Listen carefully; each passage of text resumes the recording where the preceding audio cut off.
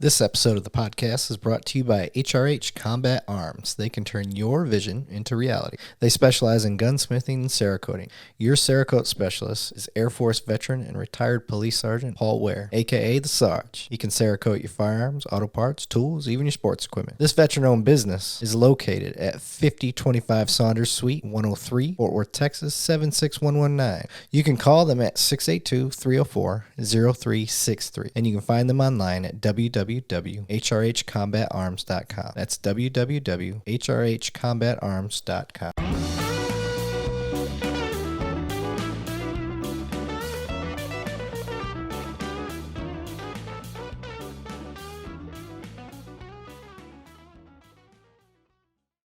All right, welcome back to Cops One Donut. I am your host, Eric Levine. My special guest with me today, I hate to admit it, is a firefighter. You got to have hose draggers. I make fun of them enough on here, so I got to give them an opportunity to punch back. It's only fair. But my firefighter today is Chris Moore. How you doing, buddy?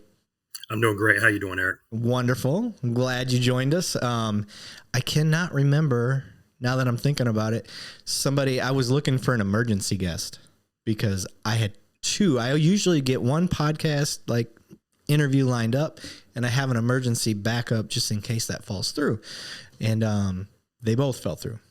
So then I got on and I was like, oh crap, can anybody jump on? And I got suggested, you got suggested, and then another guy named Jake Bigelow got suggested. So he won the race. He's like, I'll do it. And then you were like, I'll do it.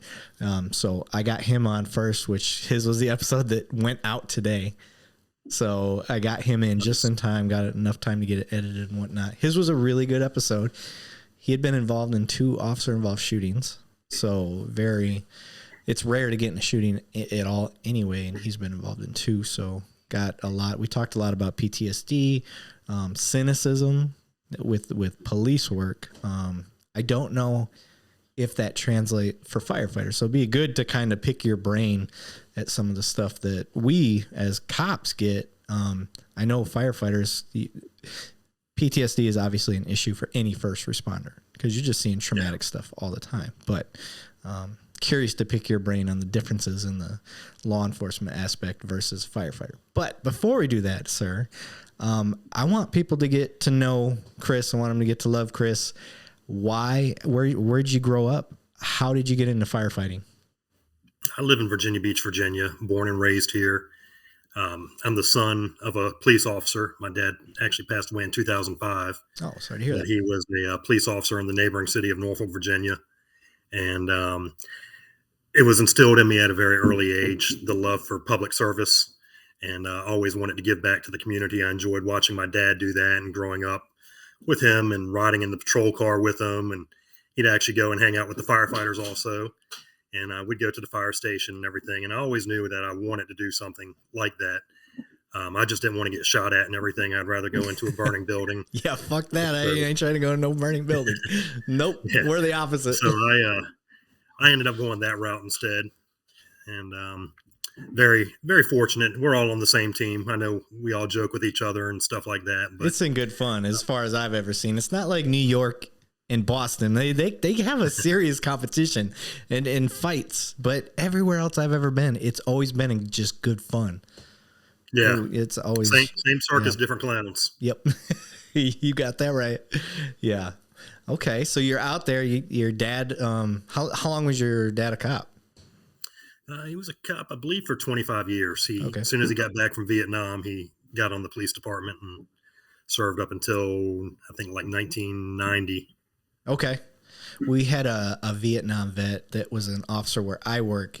He I think it was literally his last year here. Like he was going to retire. A fugitive or suspect fled from the scene. I don't remember what he did. The officer that I'm talking about, the old, Vietnam vet, he goes and checks on a business that's a friend of his business that has like all these cars, like a big, huge garage, and he's just checking the cars out. And as he looks back to talk to his buddy, he's like, has anybody been in here or anything? He's like, no, I don't think so. And he opens the door to this car, and the guy was laying there with a gun pointed at him, shot him right in the eye.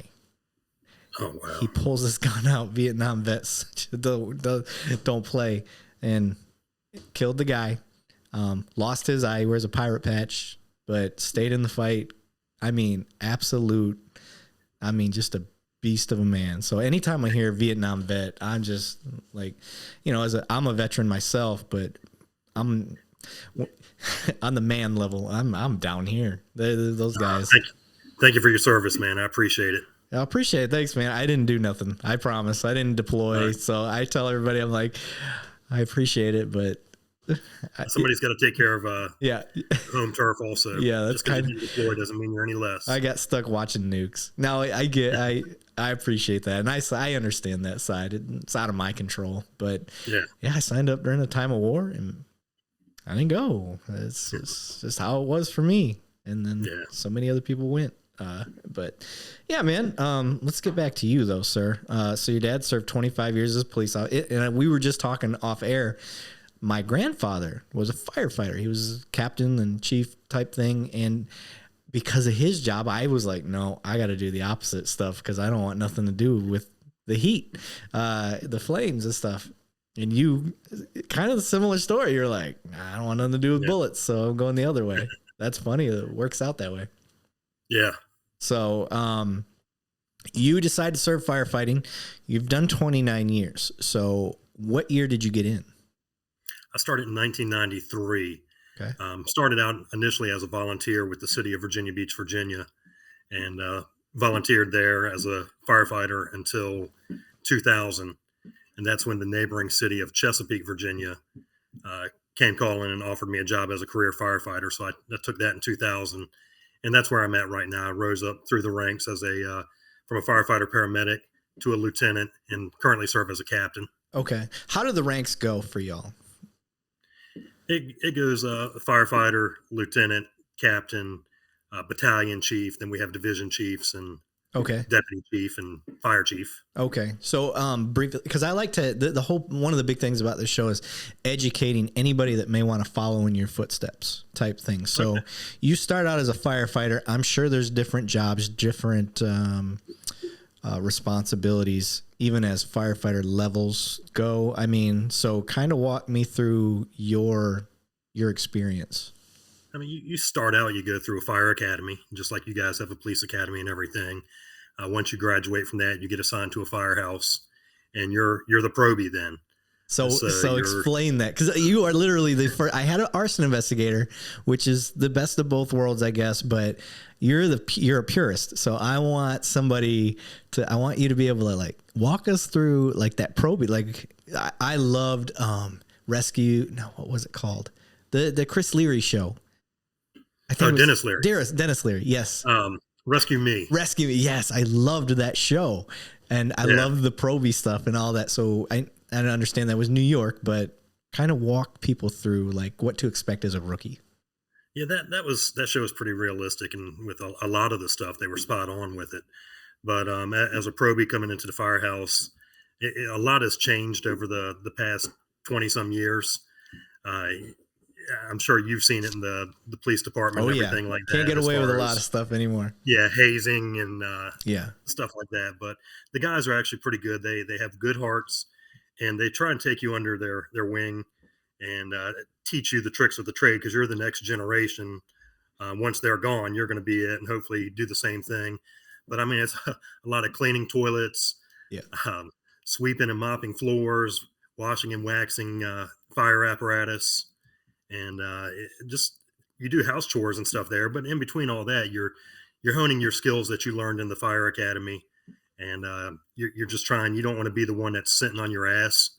You want to be up there, be a go-getter and everything like that, and prove yourself to the crew. Yeah, that's one of the aspects of firefighter that drew me to it. Like when it was a consideration for me, I was just like, I love the earning yourself into the family, the brotherhood, and you know, when you guys worked, was it 48 on 12? Like, how did it work for y'all? We do 24-hour shifts. Okay. And the way our cycle is, it's called a 21-day cycle.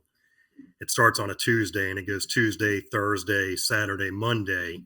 Then you're off for 3 days and you come back and you work Friday and Sunday. You're off for 2 days and you work Wednesday. Then you're off for 5 days and that brings you back to Tuesday. Okay. Oh man, that 5 days would be freaking wonderful. That 5 days is nice. Hell yeah. That's nice. Yeah. Most of my guys work 4-10s. And obviously you play your holidays and vacation days just right. You know, you're constantly getting a 4-day weekend and stuff like that. Yeah. And in our career field, like, you cannot emphasize enough how much that rest period really matters, especially our midnight guys. And you know, if you're constantly working night shifts and stuff like that. Okay, so you guys, as a rookie, you go through the whole earning your keep phase. Yeah. And I'm sure it's the same for y'all, like us, when we're watching our rookies.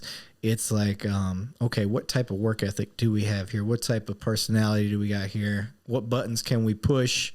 A lot of people look at that as hazing, but in the police world anyway, like, everybody's trying to push your buttons. So if I can push your buttons and I'm supposed to be your friend and your family, and you can't handle it, you're definitely not going to be able to handle it out there. That's kind of our mindset for that stuff. But yeah, exactly. Same with us.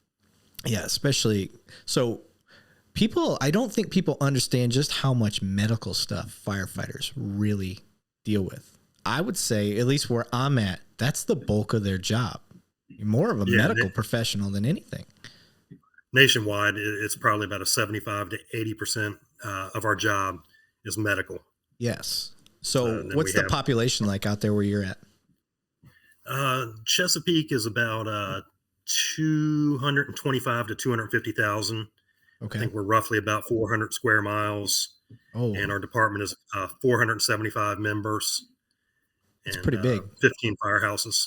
Yeah, that's pretty big. That's a lot. So with that, once you get past your rookie phase, like, are you going to fires as a rookie, or do they let you suit up, but you got to sit back and watch and learn? How does that work? No, you're getting your ass up in there. So everybody's hoping, like I said, fires are only like less than 20% of the job.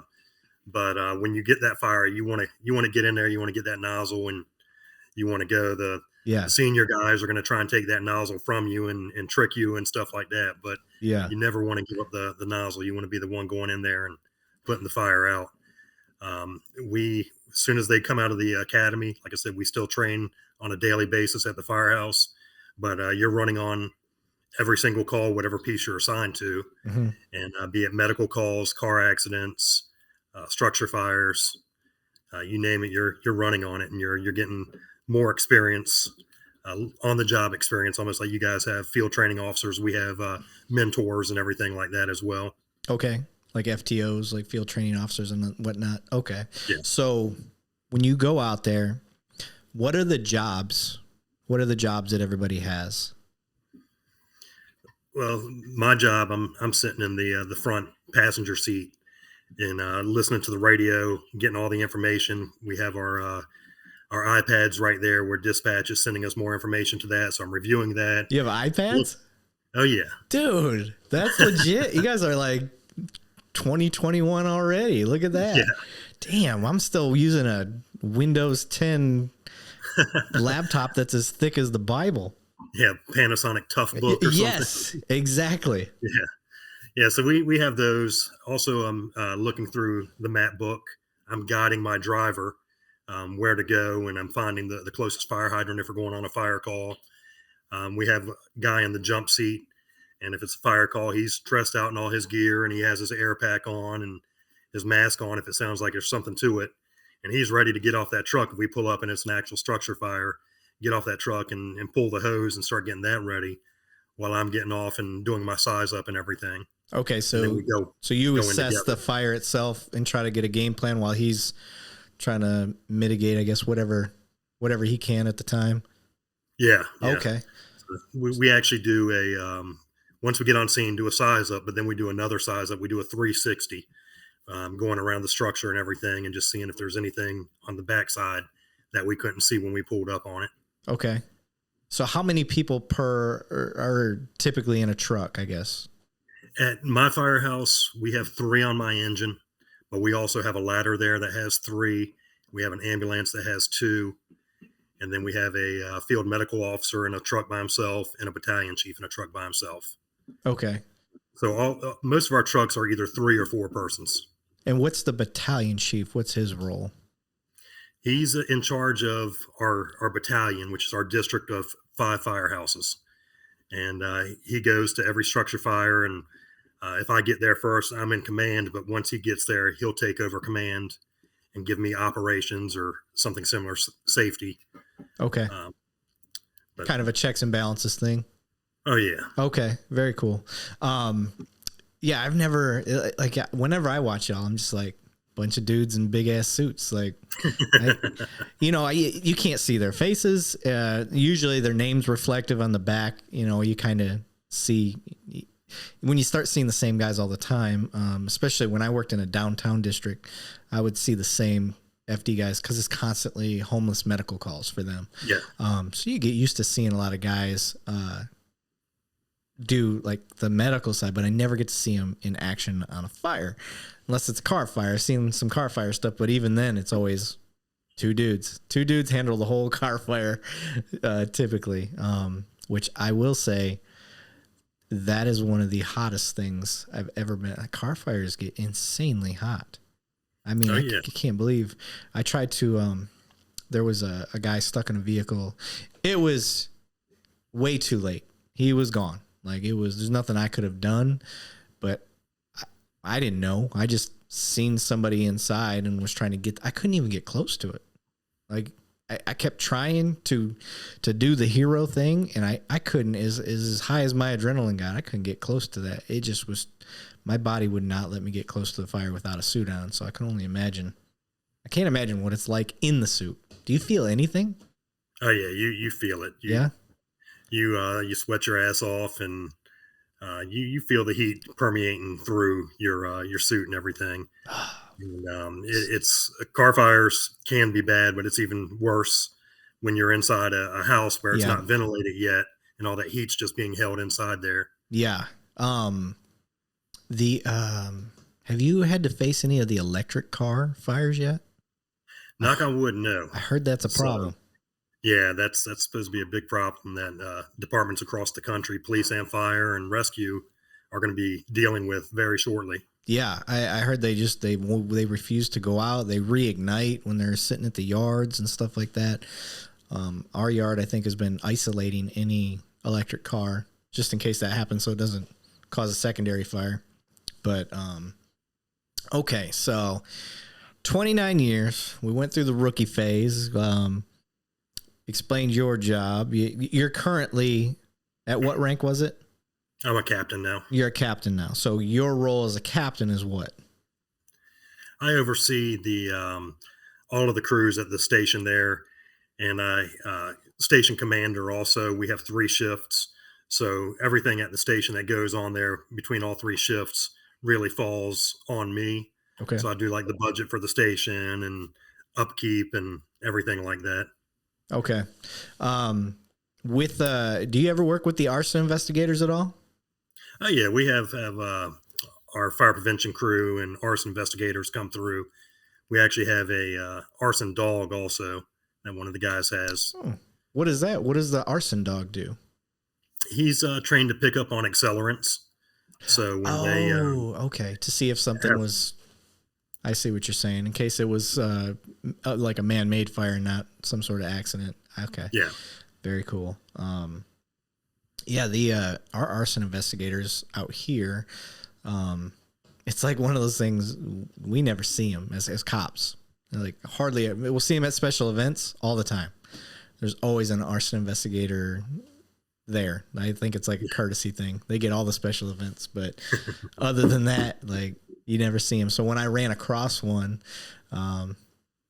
he just happened to be a guy that listens to the podcast, and he's from the same city. He's married to one of our, I think, dispatchers or in my department, and I was like, you're Arson, dude, you got to be on the show. Like, let's get it going. Like, that'll be fun.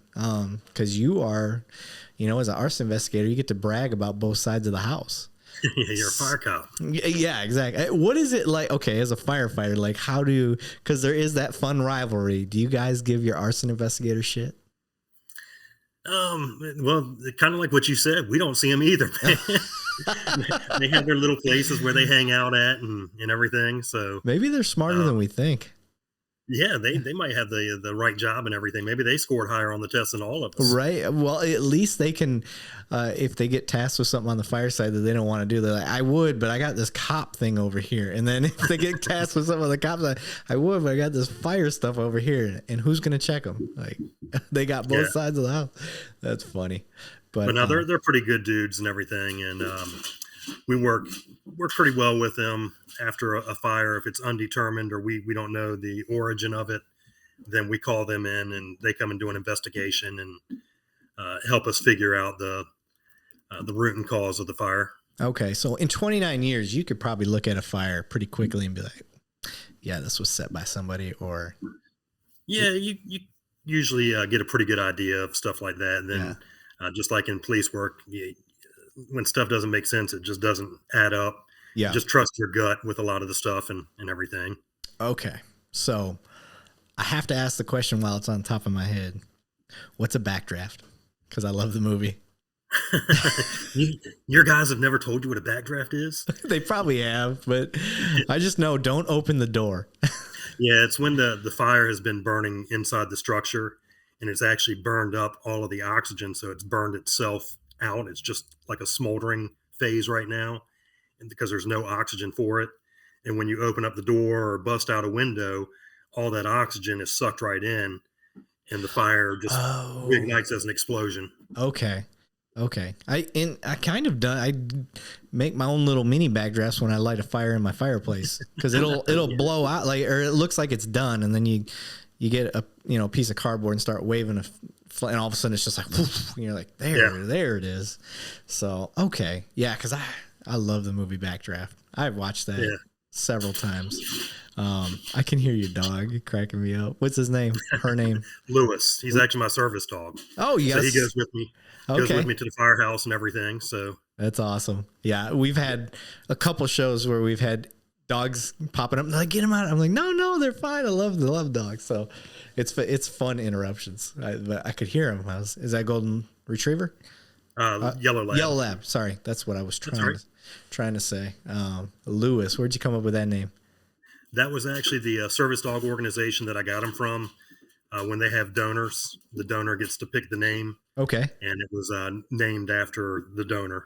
His middle name was Lewis. One of the organizations that I promote quite a bit. I'm not a sponsor of theirs or anything, so I don't want any sort of legal issues, but Tunnel to Towers. Yeah. I'm not sure. You being a firefighter, I'm sure you've heard of Tunnel to Towers, but what's the organization that you had with your dog? It's Service Dogs of Virginia. They're out of Charlottesville, Virginia. And they do service animals or service dogs for medical conditions, diabetes and stuff like that, similar.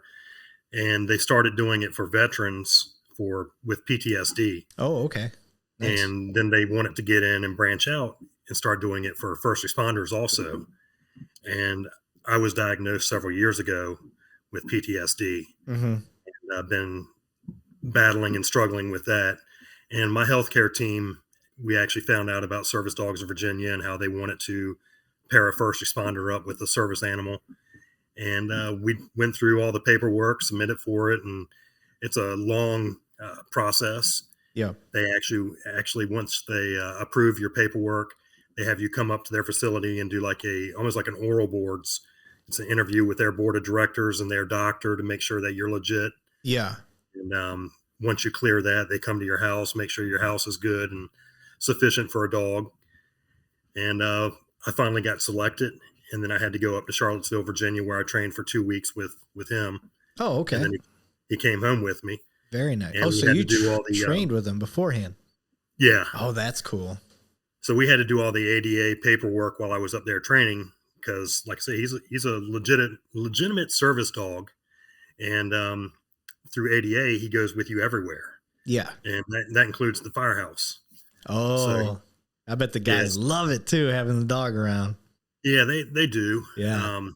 The city was kind of weird about it at first because they've never had issues with somebody bringing a dog into a firehouse or into pretty much city buildings. So it was all Um, new grounds for I, them. I see.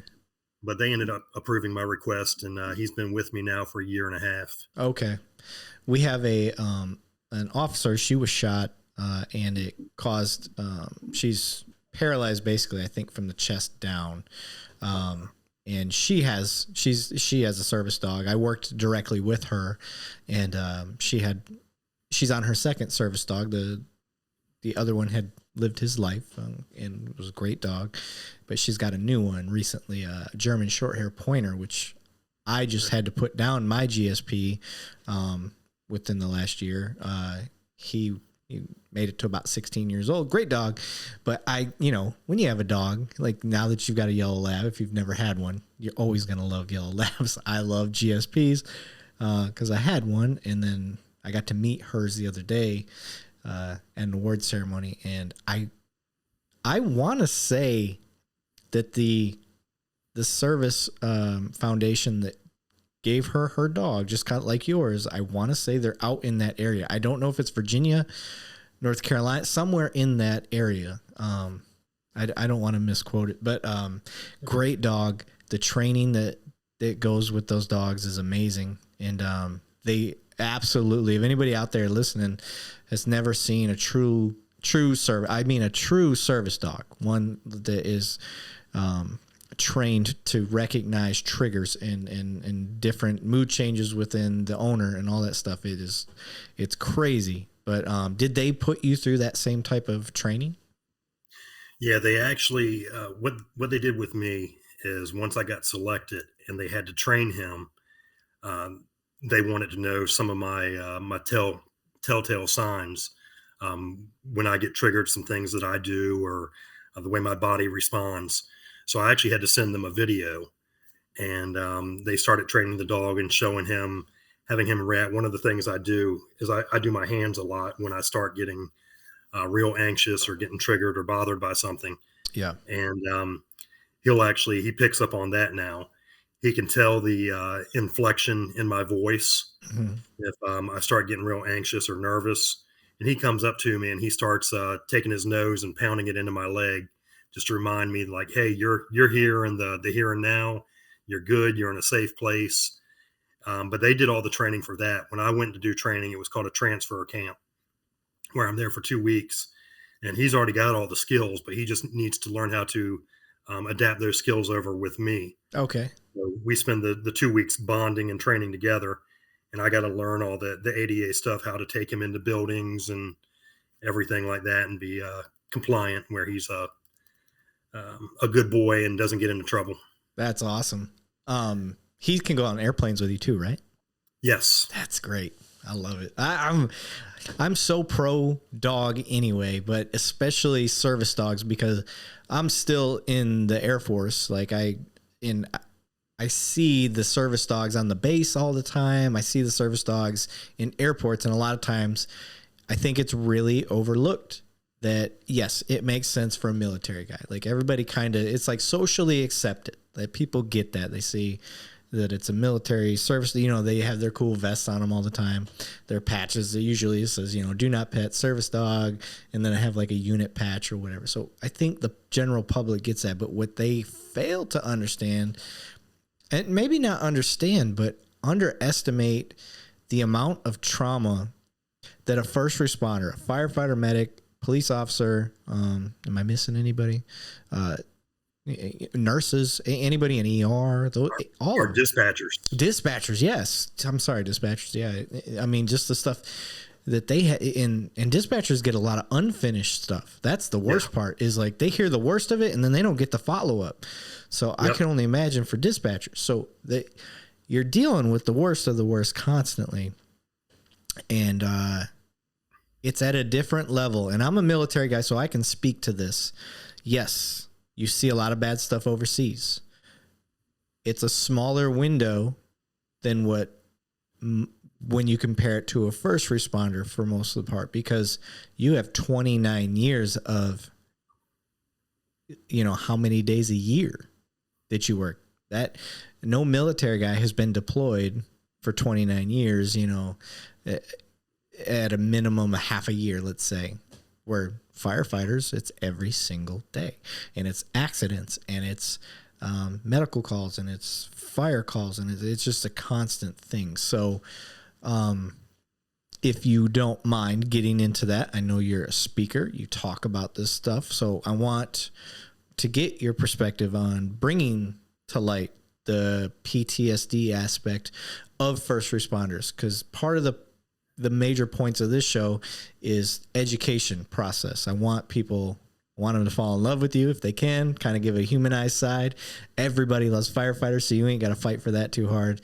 And kind of understand and give them a glimpse of what it is you deal with and what you're advocating now. So the PTS, we're really promoting trying to call it PTS instead of PTSD, because it's not necessarily a disorder. It's more of an injury. It's no different than if somebody sprained their ankle or twisted their back or something like that. The only thing is you can see those injuries. You can't see the injury to a brain without having proper equipment and everything and diagnosis. However, the military, like you were talking about, and God bless them, I'm not a veteran or anything like that, but we're a huge military town right here where I'm from. Have a lot of friends in the military deployed now and everything. But like you said, they only see stuff mostly, for the most part, on deployment when they're in Iraq, Afghanistan, Somalia, or Africa. Right. Anywhere like that, they're seeing some of the worst of the worst during their tour, which is usually about 6 months. We see it on a daily basis. The average person is going to see 1 to 5 traumas in a lifetime. So they're either going to see or they're going to experience themselves. Only 1 to 5 in a lifetime. Hell, we can see that in one shift. You guys in a 10-hour shift and me in a 24-hour shift. Yeah. It's nothing to be exposed to several in a shift. Right. And you factor that in to most of us have to do 25 years towards retirement. Yep. So 25, 30, we even have guys doing 40-year career. That's a lot of shit that you're seeing. Yeah. And if you don't have some way to deal with it, or a healthy way to deal with it and cope with everything, then you're going to explode. And the analogy that I use is our heads are like a bucket, and everything that we're exposed to is getting poured into that bucket. And like I said, if there's not a healthy way to relieve that bucket, eventually it's going to overflow, and it's not going to be pretty. My bucket got overflowed in January of 2017. And that's one of the things, like I said, I'm an open book when I go and do these talks with other departments across the country. And there's nothing that I won't talk about. I share my full story. And it was January 9th of 2017. At this point, I've been doing everything since 1993. I'm not sure how you are, but most first responders, we don't share a whole lot about what we see and what we do on the job with family and friends. I don't know where it started or where it began, but a lot of us, and myself included, for the longest time, we think that we have an S on our chest and that we're trying to be Superman and hold our feelings and emotions in, and we don't want to show it to our significant others or our family or our friends. And I was always like that. And then this call happened to me January 9th, 2017. It was a pediatric cardiac arrest. It was a 1-year-old child. And with a lot of this stuff, I've actually since then, I've turned into like the movie Rain Man, where names and dates and actually faces have stuck with me. And I'll never forget that little boy's name. Obviously, with HIPAA violations and stuff like that, I can't say anything, but I'll never forget that name and that little boy. We worked this cardiac arrest for as long as we could. We ended up transporting him to the hospital where he was worked even longer, and eventually he was pronounced deceased. Um, at that point, my department, we had SISM, Critical Incident Stress Management, and where you take everybody around that's involved in a stressful call and you just ask them, "Are you okay? Are you okay? Are you okay?" And of course, when you're around with all your peers and stuff like that, nobody's going to be the one to say that, "No, I'm hurting right now. I feel bad for that child. I have a little child also, and I can relate to it." Nobody did that. Everybody said, "I'm fine. I'm good." And that was in the morning. So we all went about our day and finished our 24-hour shifts and got off the next morning. And it was that next morning. I'm coming home. My wife is going to work. And you would think, being gone for 24 hours at a time, I would have a lot of stuff to talk to her about. She would always ask me every morning, still does, how was my shift? And it was always like, "Oh, it was the norm," or "It was okay." And it's just left at that. I would never say, "Hey, I lost a 1-year-old child today and I'm hurting real bad." Yeah. I thought I was protecting them and thought I was protecting myself also, when deep down inside, like I said, that was the one that boiled over inside my head. Days after that, it was like Pandora's box just opened up inside my head, and um, calls that happened 12, 15 years before that I never thought twice about just started popping up vividly in my mind, and having a lot of issues. My coping mechanism for that, because I didn't have coping mechanisms built in, because I never knew any of this was going to happen to me. Yeah. But I turned to alcohol, and that was my drug of choice. And I thought I was good at wearing my mask and hiding it. Um, Eventually, when, like I said, I would come home and my wife would go to work, I'd get my son off to school, and I'd pop open a bottle of bourbon or crack open a beer, and I would start drinking until it was time to get my son from school. And I wasn't doing it to get drunk. I was, at least that's what I told myself. I was doing it to ease the pain that I was feeling from these past calls. I literally thought that I was going crazy, um, because, like I said, I wasn't a veteran. I knew a little bit about PTSD because you hear about it on the news and everything. Like I said, especially in this area with all the military we have here. But I was like, I wasn't a veteran. I wasn't involved in a line of duty death, fortunately, and I wasn't involved in a near miss. I was like, none of this can be happening to me. I didn't know at the time about cumulative PTSD, Yeah. that everything just piles up. So I dealt with this for 3 months. And then in April of that year, my fire chief, we were actually at an event together, and he's the type of guy, I like to always use the term that have your fingers on the pulse of your department, the pulse of your members. And he truly does. Like I said, we're about 475 to 500 member department, and he knows everybody. If he's met your family before, he'll remember your family and ask about them next time he sees you. But he picked up on something wasn't right with me. The next day, I got off duty and went to do my normal stuff, opening up bourbon and drinking. And the phone rings, and it's the fire chief's secretary. And she said that he wanted to take me to lunch and have a little lunch meeting. And I was a lieutenant at the time. I was going through the process to promote to captain, but I told her no, that I was busy, had something going on, even though I didn't. I just had my normal pity party going on, and drinking myself to a better place, I thought. So I got off the phone with her. I realized I just committed career suicide. You don't tell the fire chief no. He asks you to do something, you do it. And my wife, she knew something was going on with me, that she noticed a change, but she didn't know the full extent of everything that was going on. She didn't know anything about that call. Um, I was aware enough to call her and tell her kind of a little bit what was going on, and that the fire chief wanted to meet with me, and I turned him down. So she strongly encouraged me to call him back and schedule that lunch, which I did. And it was probably one of the better things that I've done. We didn't speak chief to lieutenant. It was just like you and I right now. We were just speaking man to man. And he gave me a lot of his wisdom. He'd been in the department over 30 years. So he's seen and dealt with a lot of stuff. And he found out I wasn't utilizing my family. And he advised me. He's like, I know your family. I know they're a good resource. Start talking to them. Open up. If a call bothers you or hurts you or whatever, you're human. Let them know that that something hurts you, and just talk it out. For anybody, he asked me if I was a man of faith, which I'm one of those Christians. I go to church twice a year on Easter and then at Christmas time. But I didn't really explore my faith too much, but he gave me that option also. And then just a little bit more wisdom. And I thought that fixed me.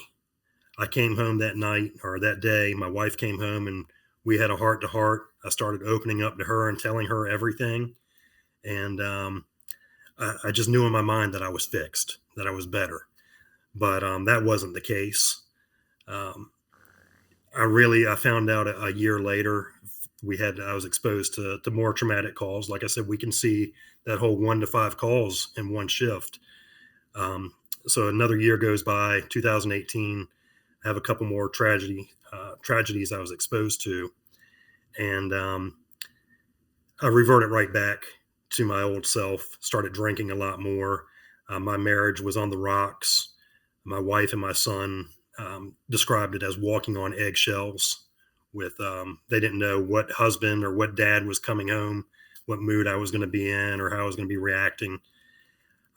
My wife remembered me telling her that a mentor of mine in the fire service had a number to a therapist that works with first responders, and she encouraged me to get it.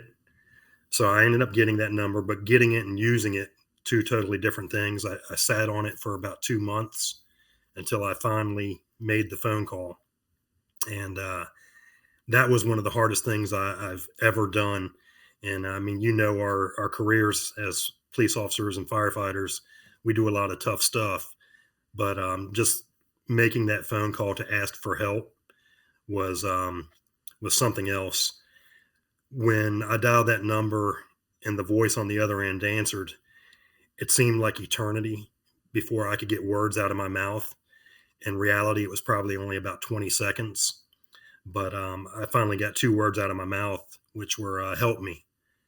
And I still wonder to this day. I never asked my therapist, what in the hell were you thinking when you you have silence on the phone for 20 seconds and you just hear a male on the other side say, help me. But we carried on a conversation and let him know who I was, what I do for a living, what I'm going through and experiencing. And he told me he's pretty sure that he could help me and wanted to get me in his office. So we came up with a time to meet. And when it came time to meet, that was the next hardest thing that I ever had to do was show up. And I drank a couple beers before I left. Not proud of that, drinking and driving or anything, but I downed a couple beers, went to the appointment. And the whole time I'm thinking that I'm going into this office. There's going to be a roaring fireplace going. I'm going to be laying down on a sofa and he's going to be sitting in this big wing chair with a pipe. And I'm going to be telling him all these traumas and things that I've been exposed to. And it was nothing like that. Like I said, it was like you and I, it was 2 guys carrying on a conversation, and it was very beneficial. He, like the fire chief, gave me a lot of great advice, but he also gave me a lot of tools that I can utilize to help myself and to recover and get better and to better deal with when I'm exposed to these traumas in the future. And that ended up working very good. I started seeing him weekly and getting the help that I needed. I still had some issues with night terrors, waking up to dreams of past calls and everything. But things were on the up and up and going great. And then my luck changes another year later. The therapist, he had to go put his practice out of service. He had something happen in the practice. So I'm back to square one. I was like, man, I'm really getting a lot of help with therapy, but then therapy's all gone. And with this area being big military town, with our veterans coming back from overseas, you would think there would be a plethora of therapists here that deal with PTSD and maybe first responders with PTSD, but that just wasn't the case. It's like everything you hear in the past on the news about like the VA hospital with our veterans and our veterans not getting the help and stuff they need when they come back. That's the God's honest truth with that. I found a lot of that out firsthand when I was trying to find me a new therapist. And when I did get fortunate enough to find one that worked with PTSD, either they weren't taking insurance or they weren't taking new patients. And finally, when I was at my wit's end, I ended up finding one. She would take my insurance. She said she wasn't taking new patients, but she was going to get me in. And she actually got me in as a client and started treating me. And she actually does some other treatments. It's a therapy called EMDR. I'm not sure if you're familiar with that or not. I never heard of that one. No. What is it? Yeah, it's eye movement desensitization reprocessing. And in stupid fireman sense, all it does is, I'm trying to dumb it down now. Thank you. If your brain is like a filing cabinet and those traumatic memories are right here, it reprocesses those memories and puts them to the back lobe of your brain. So they're not always on the front of your mind. Really? Yeah. And how actually, do they even begin to do that? I don't know, but it worked. It doesn't work for everybody, but it worked very well for me and helped me out tremendously. That's insane. I never heard of that. What is it called one more time? EMDR. EMDR. Eye movement desensitization processing. Okay. Or reprocessing. So, but it was a very good technique that helped me out tremendously. And we ended up taking it a step further, like I was telling you earlier, and got my service animal. And he helps me out quite a bit. I'd actually, throughout all of this, my anxiety and everything spiked quite a bit. I became like a hermit.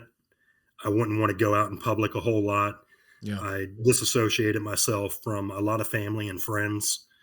Didn't want to go to meet new people at different places. One of the things that I think is the worst thing you can ask any first responder is, what's the worst thing that you've ever seen? Yeah. And if it's the worst thing I've ever seen, why in the hell would I want to relive it and talk about it with you? Right. Was my thought process at the time. Yeah. But talking about it and discussing it, you had mentioned earlier that one of the things that you would do, and a lot of first responders do this, is you see the worst of something and you go home and the wife asks you, how was today? And you're like, oh, it was good. And you want to save them. The way that I would look at it is I want to save them from seeing the bad stuff that I have to see. Yeah. However, no one taught me this, and I've discussed this before on the show. I got lucky. I got real lucky because I had so many first responders, military in my family. I noticed there was a trend across the board with all of them, and including my own dad. Bad shit would happen, and they never talk about that stuff. And you would hear in the family, like they would be like, oh, he's seen some shit because he doesn't ever talk about it. Da, da, da, da, da, da. And that's a common theme across the board. But the other common theme I see across the board is divorce, suicide, just drinking, alcoholism, all this stuff. And I'm like, I got to figure out a way. If I'm going to stay in this line, if I'm going to go this career, I got to figure out a different way to do it. So I kind of just impulsively, I just did the opposite of everything that goes with my instinct. So with me and my wife, and this is also rare, we've known each other since we were 5. We've been together since we were in 7th grade. We just click. We've been together that long. Yeah. So for me, if I see something bad, I would tell her. I'm like, look, I know you might not want to hear this. I was like, but I feel like I got to tell you. And I would tell her. Now, you and I, our generations we're just slightly. I was born in '83, so we're a little bit. You're what I consider old school man. Like you are man's man. Like that's and I get the whole path because it's very common, and even with my generation, it's not much different. So I got lucky. For whatever reason, I saw the writing on the wall and I was like, I don't want to lose. It was basically my wife. It's like, I never want to lose her because of my dream of being a police officer and the whole thing that comes with that. So I just decided to do the opposite of what all these other cops do. I tell her about everything. I didn't go out at night and do choir practice. You know, for those listening, choir practice, you drink immediately after shift and do that. I didn't do that stuff. I did the opposite. And the reason I did that was because I didn't want to fall down that same path. And it really has worked for me. And I think that's why I personally have had great luck and success, but I'm not immune from PTSD. I know I have it. You talked about a trigger, your trigger obviously being the infant, or yearling, however old it was. For me, and I've discussed this recently on the show, I didn't even realize I had an issue until maybe 5 or 6 months ago. My wife and I were watching a show on Netflix that is I can't remember the name of it. It's like The Maid or something to that effect. This girl basically is a domestic violence survivor, where she finally leaves the husband or boyfriend, whatever he is, baby daddy. But she's in this cycle of going back to him and trying to work and take care of the kid, and the kid's being used as a volleyball, and it's a very volatile, abusive relationship type thing. Whoever the director or writer was for this, and I'm sorry for people listening if I sound like a broken record, but whoever the writer or director was has been through this shit. And I have seen this with just very few women, maybe 3 that I can name off the top of my head. I won't say any names, but to the point where I start crying. I'm out of nowhere. It wasn't a scene to cry on. And I'm just like, I look at my wife and I'm like, what the fuck is going on with me? Like, I can't, like right now, just talking about it, I can feel it in my body. Like I've got like a hot rush right now. I'm trying not to cry just talking about it. And it's one of those things that like you said, the brain can only take so much. And I've seen so much stuff. I didn't even really like domestics. To me, they're not even they are serious calls. I don't want anybody to underestimate what I'm saying, but a domestic is a domestic. Like it's a run of the mill call for me. Like the stuff that gets me amped up is, person with a weapon, or, I'll just stick with that, person with a weapon. Like that stuff that gets you like on high alert. A domestic does not put me on high alert because you deal with them so often, and more often than not, you're able to handle it. But long story short, that triggered me in a way that I had not anticipated, and it's bothered me ever since, because whoever did that show has lived this stuff and knows what they're talking about, and they got the little details right, and it triggered me. So in that, with what you're saying, I forgot the point I was trying to get to because now my brain's going. It really is amazing however long you went. How many years would you say you went before you finally realized, like, oh shit, there's something going on? 24 years. 24 years. So I've been in the career field 17 years. I'll say that to be safe. 17 years. And it took me 17 years. Like I just realized it this year. It was just a few months ago. There's something going on. I just, I haven't addressed it yet because I just realized it was happening. Maybe I compartmentalized and was able to pawn it off. And anybody that watches the YouTube version of this, I'm not being a prick to drink in front of him while he's talking about how he used to, I felt bad. I was like, oh shit, now we're talking to, there we go, my man. I was like, oh shit, I'm over here drinking and he's talking about hiding behind a bottle. No disrespect intended, sir.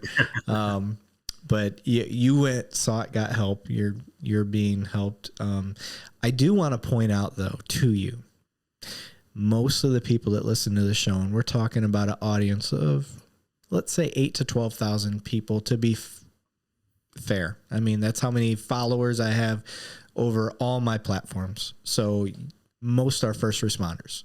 So I want you to know personally, just what you're saying makes a difference. You will make a difference for one person, at least. Yeah, I understand that. One of the things, like I said, when I travel across the country and I speak at conferences and symposiums, one of the things that I do is everybody that comes and sits in on my breakout or at the conference, they get a copy of my business card. And it has my personal cell phone number. And I usually hand write on the back, I will listen. And when I go up and I start my talk and introduce myself, I let everybody know they have my business card. And I was like, I might not be able to help you right now or right afterwards. A lot of times people are afraid, or they're still might even be triggered from hearing my talk and everything like that, and they don't want to come up to me right away. But usually by the time I get back to the hotel later that evening and sit down and start checking my email or start getting text messages on my phone, people emailed me and everything like that.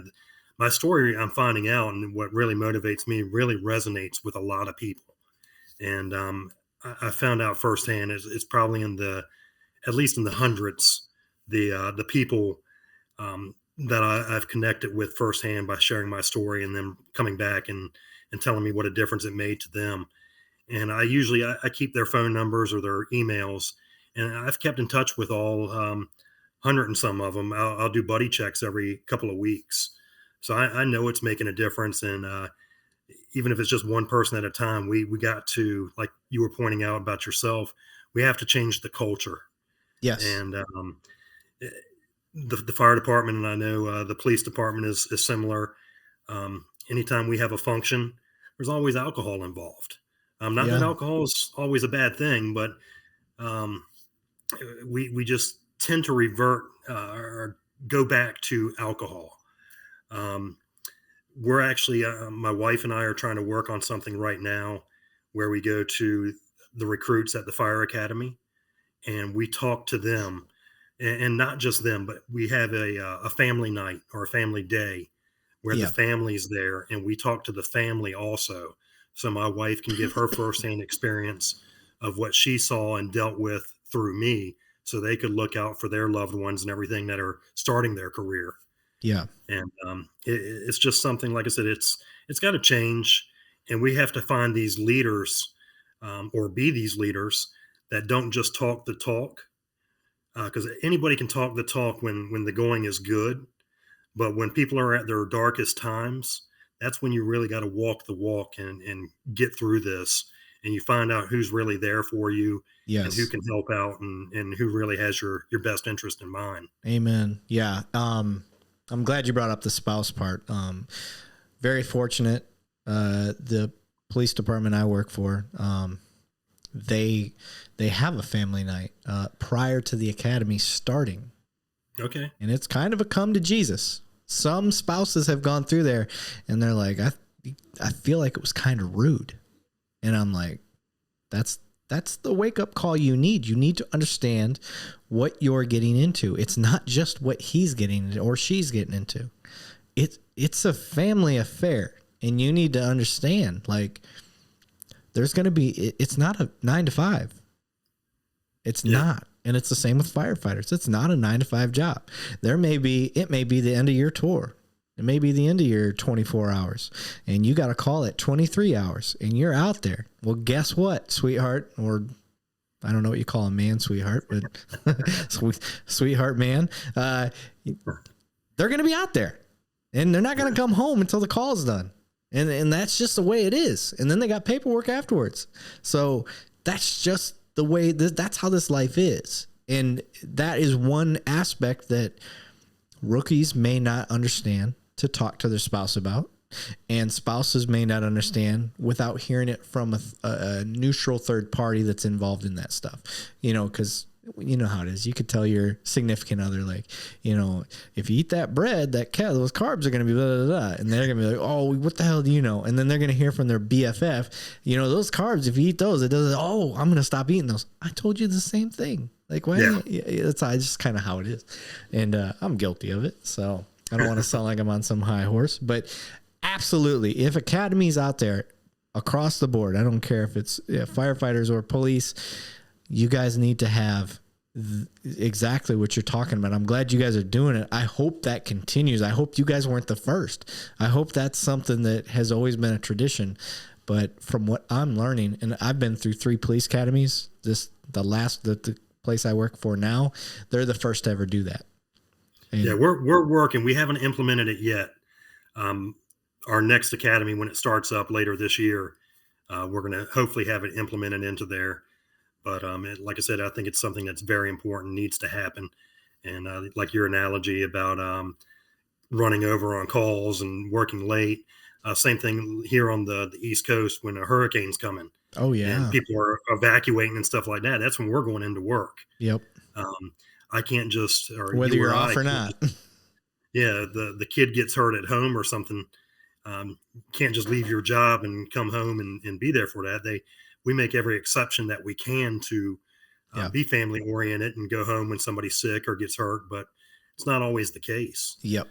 So I'm actually, a couple of things that I do also is not just for my academy or my department, but trying to get out to other departments. And I mean, I'll do this same talk with other jurisdictions and academies and everything, be it police or fire. Like I said, we're all on the same team, and we see the same stuff and have the same problems and issues. Yeah, I think, and I don't want this to come across. I don't want you to take offense to this because I think it's a positive. Okay. When you have to start out with that, I know. With all due respect, sir. No, I truly, because of your rank and your experience level, and that's an asshole way of saying your age and all that shit too. I get that, and that's not what I mean. But it has more buy-in. So for me to come across and say that stuff, I think people will take it to heart, but maybe not as much so as they will from you, because you're at a higher respected level. You know what I mean? I agree. And that's what people ask me all the time about getting that buy-in. Like I had the buy-in from the fire chief initially in 2017 when he picked up something wrong. And people ask me if it's important to have that buy-in from up top. And it definitely is.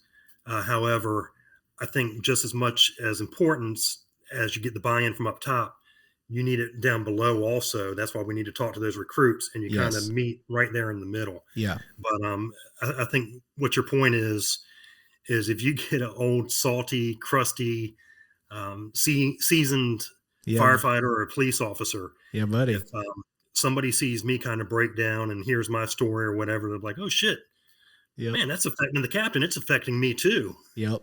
And they'll be more likely to open up and express their feelings and everything as well. And I'm not talking about everybody sitting around singing Kumbaya and all sorts of stuff like that. But there comes a time, I know you guys have, where you back your cars next to each other and roll the windows down and you guys carry on conversations. Yep. We have our kitchen table at the firehouse. That's where we solve all the where church problems. That's where church is. Yeah, that's where church is, right there at the kitchen table. Yeah. And we solve a lot of problems there. And I think it's time we solve our own problems now instead of the world's problems, where we start talking about this mental health. And like I said, not just talking about it, but you got to walk the walk. Yeah. There's so many people out there who promote this and are supposed to be advocates of it and say they're there for people. But when push comes to shove, it's just not always the case. Especially if the healing process takes longer than they anticipated. Yeah, exactly. And I think the whole thing is it's still a real gray area here with this, with mental health and everything. And I think people I know they're afraid to talk about it, but they don't know how to approach somebody with it, if it's going to be offensive when they talk to you, or how you're going to react and take it. Right. Yeah. It's one of those issues that we're still, like, I think we've come leaps and bounds, especially because of, the 20+ year war that we've had recently.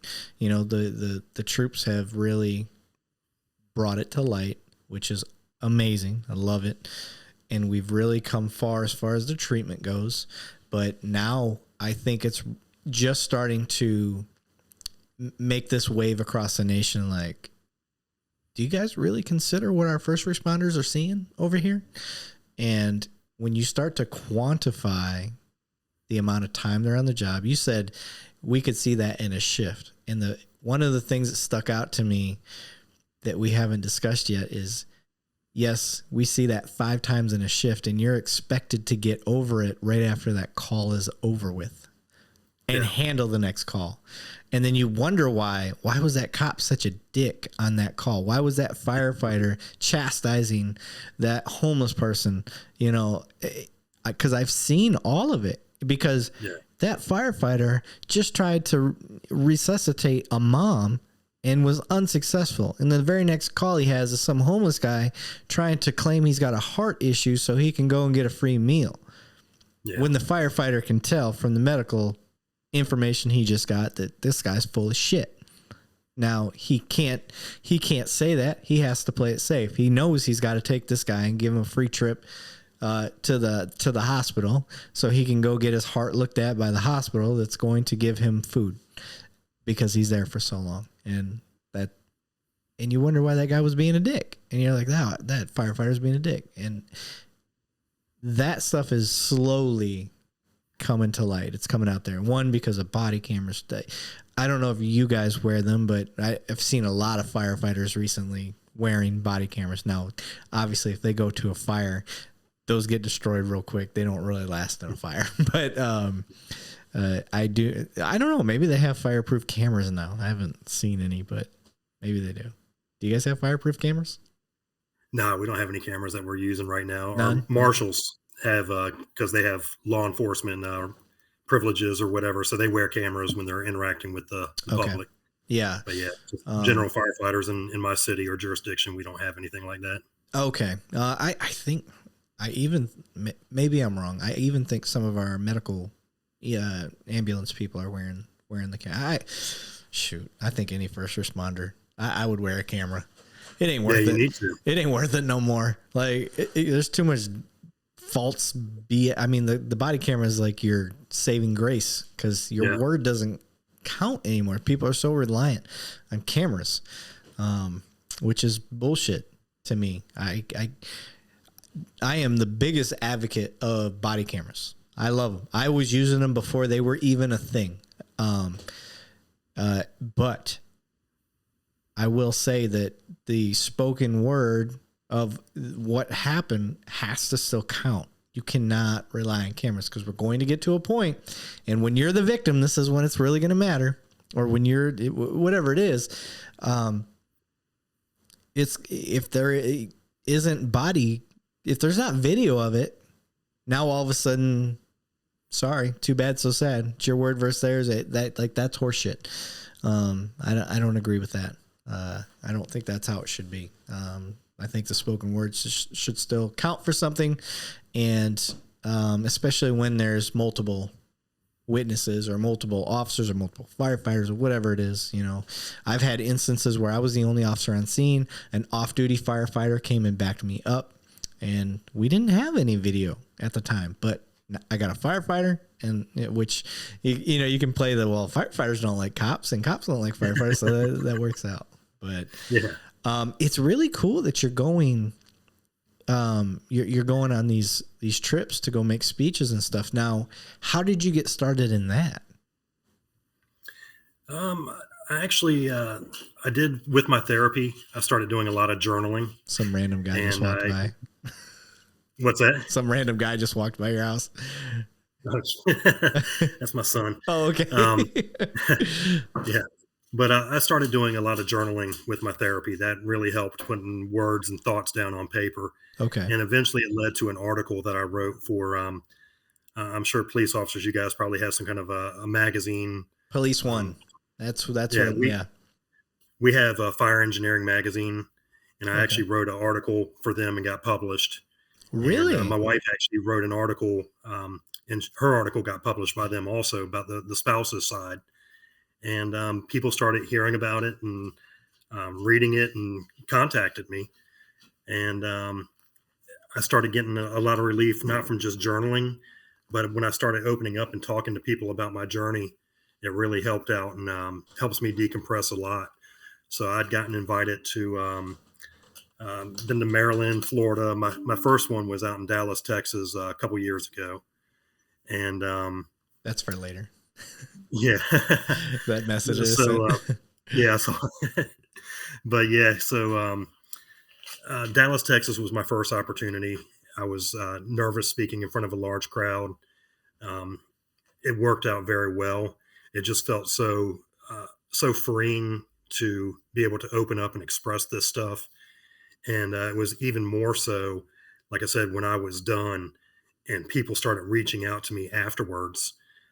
Uh, at this point, I had never opened up to anybody in my department about my struggles, what I was going through, other than the fire chief, and that was all confidential. And then you went and talked to strangers about it, but in the same career It's field. easy.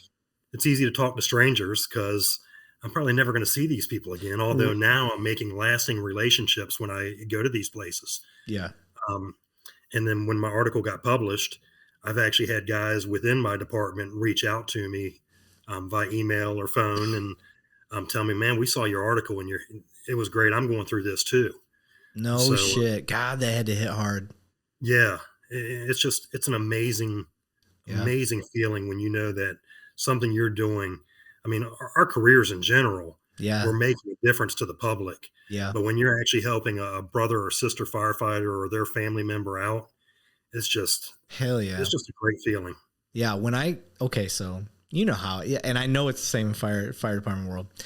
We're our biggest cynics. We're the biggest critics about everything. So Oh yeah, when I wanted to start this podcast, like one of the biggest fears I had was of my peers. Like they're gonna be like, "Oh, Levine's just trying to look at me. Oh, you're the next TikTok dancing cop."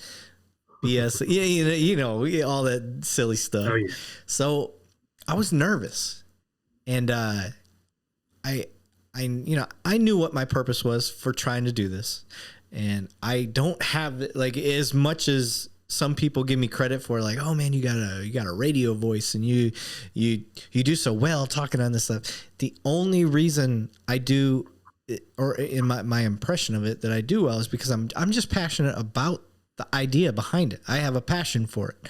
Yeah. I want to better relationships between us and the community. That's why I became a cop. So this being a new avenue, in my opinion, that has never been done to bridge that gap is the education of talking to both sides of the house, first responders and those that are either supporters of first responders in the civilian side or anti. Either way, it doesn't matter. I want to get both sides and we talk things out and we just hear each other out. And this is a new outlet to do that. So when I got into it, I was so scared. Honestly, I was just scared, nervous that my peers were just going to give me so much shit. And I tell you what, I have never heard a negative smart ass. The cops are the biggest smart asses other than ER nurses. Nighttime ER nurses. So for any nighttime ER nurses, you know what I'm talking about. They got dark humor. But oh yeah.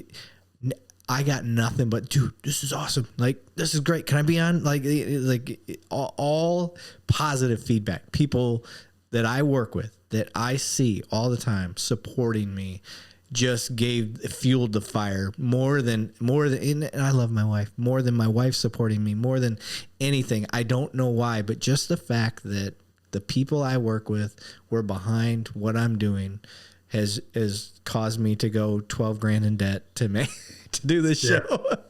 So and that's what I'm doing too, going in debt. Yeah, buddy. All of this was coming out, the travel was coming out of my pocket. I wasn't getting compensated to do this. Yeah. Not podcast, but I'm actually talking about traveling to other states and everything. I'm flying to Dallas and up to Maryland and down to Florida and everything like that. And it's all coming out of my pocket. And I just now have gotten to the point where if anybody wants me to come and talk to their department, I will do it for a small fee. I'm not trying to get rich or anything like Yeah, that. I'm the same But way. I just, Just yeah, cover my it's just bills. I'll do it. I mean, yeah, I'll do it to break even. Cover my bills. because it's a valuable commodity what we're providing, I and agree. you really can't put a price on it. No, and I'm Like not I said, I'm trying not to. trying to get rich or anything like that. But like I said, I'd gladly Yeah, bring me out to your jurisdiction, and I'd yeah, gladly talk to your city, bring another city in to help out or whatever, and yep. let's make a party of it and get these guys straight. Yeah, I've been doing this almost a year. April 27th, I believe, will be my year mark. So we're almost there. You're my 50th episode. So shout out to being my 50th episode. And I've been struggling to get sponsorship because I have monthly bills to put this show up, right? And it's not that expensive. It's like around $250. And anybody out there want to hear it? Yeah, it's about $250 a month that I have to. That's all I need to cover. But I'm also 12 grand in debt from all the equipment and this software I'm using to talk to you and make it look the way it is, and being able to like that costs me money as well. Like the software I use to edit, I don't want to get in the bills part, but anyway, there's all these costs. So I hate the woe is me shit. Like, Yeah. But I'm not a business guy. Like that was never my intention, was to be a business guy. So now I'm facing that side of the house where I became a business, one, for liability purposes. I didn't want to get sued. And if they sue, they can sue the company, and then I'll just get rid of the LLC. It's off of my back. So, but I couldn't get sponsors. I don't know how to do that stuff. That's not me. I finally got my first sponsor like a week ago.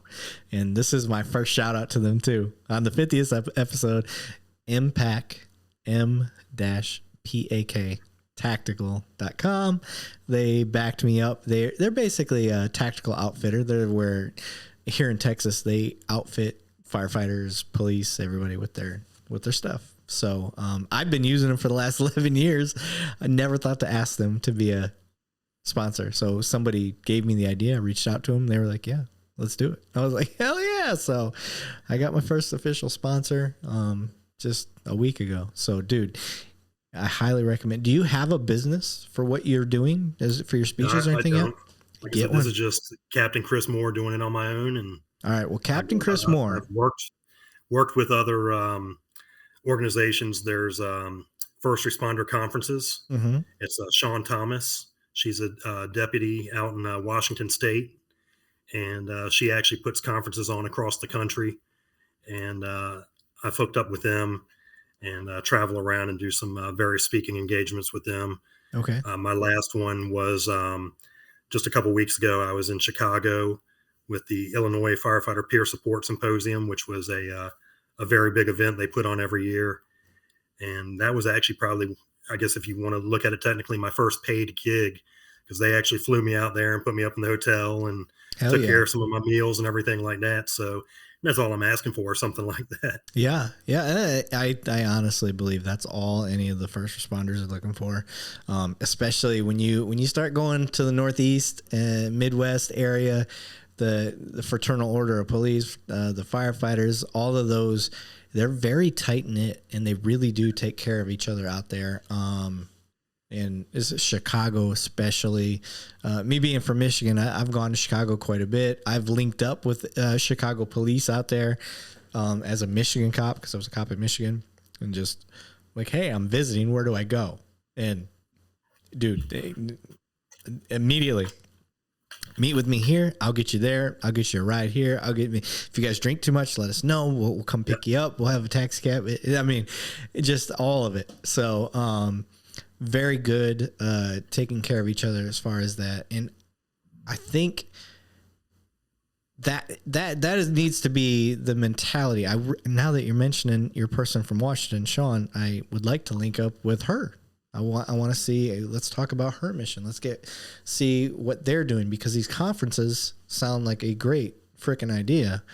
And they seem like they're having a positive effect. I tell everybody, like when I used to be an instructor in the academy, if I can get across to just one of you, I've won. I've done what I've set out to do. It's really worth it to me. And now that I'm back out in the field, I'm constantly running across, 3 years of being an instructor, classes of 50 to 60 at a time. I run across people I've trained quite a bit, and they're seasoned officers now.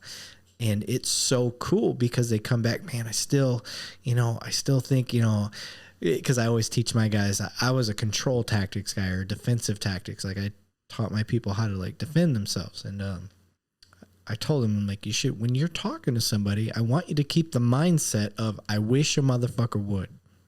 Yeah. Like that's the mindset you need to have is, all right, I need to solve your problem, sir. What's going on? But the whole time in the back of your head, like you're killing them with kindness. You're being professional. You're trying to do everything you should, but you should be thinking, I wish a motherfucker would, because you never know. Yeah. And if the moment you let that mentality slip, you're behind the curve. We're already behind the curve as first responders, firefighters. The fire's already been set. You're already there. Now you got to figure out, like, was an accelerant used? Was this, there's all these factors that you guys have to deal with. Same for police.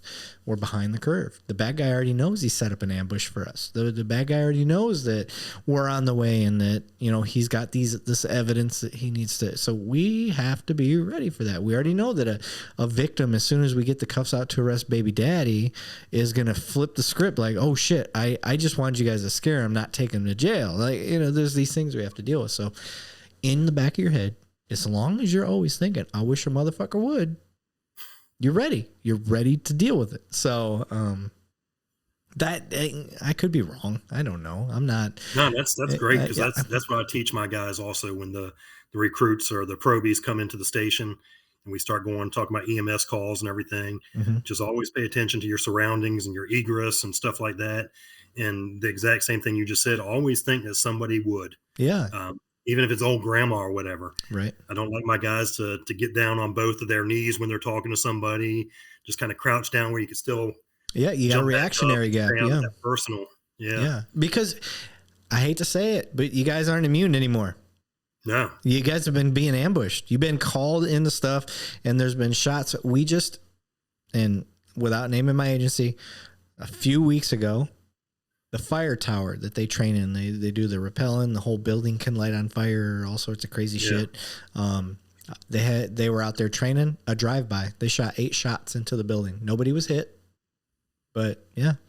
So now we have a permanent police car when their training comes out, sits.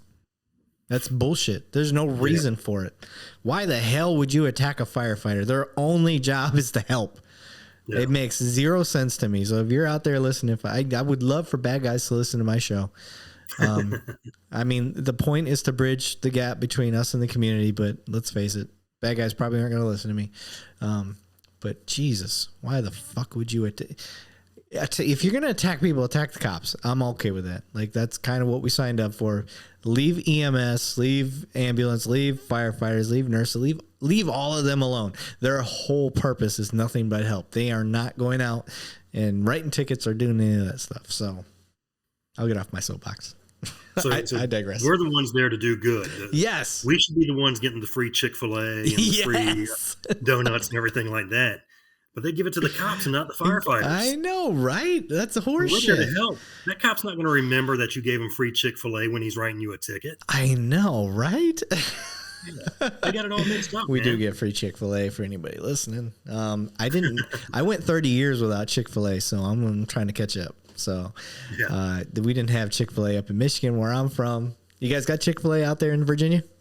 Oh yeah, they're every corner. Oh yeah, man. I tell you what, when I was in the academy, like the first couple months, you have to eat all your meals there. You got to do all this stuff. And then you kind of earn freedom and you can start to venture out into the city during your lunchtime and go get food. And, my classmates found it funny that me, the Yankee, had never been to a Whataburger, had never been to Chick-fil-A, never been to all these very southern places. So they made it a mission, like, okay, today, Levine, we're taking you over to this barbecue joint. All right, Levine, today we're taking you over. To me, barbecue is always hot dogs and hamburgers. Like that's barbecue. Down here, it's a whole other business, brisket and ribs and all of that. So I've thoroughly enjoyed Southern cuisine. It is amazing. Tex-Mex is amazing. I thought I hated Mexican food. I love it. Now that I've been down here and had authentic Mexican. Yeah. My new thing right now is lingua. I don't know if you guys have that over there. It's basically yes. Oh my God, lingua tacos. I never don't get. I'm a foodie. I'll try anything. I don't care if you're selling it and you're taking the risk of me suing you.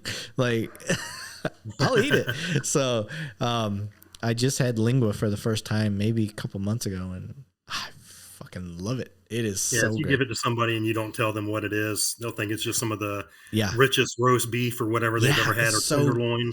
Tender, and yeah, it does. It tastes just like beef, and it. Oh my God, it's so good. If you guys have never had lingua, try it. I promise you, you will not be disappointed. My other big one is queso birria tacos. It's goat meat tacos, and the shell is fried in the sauce and the cheese. So it's like super, like it's got like a crispiness to it.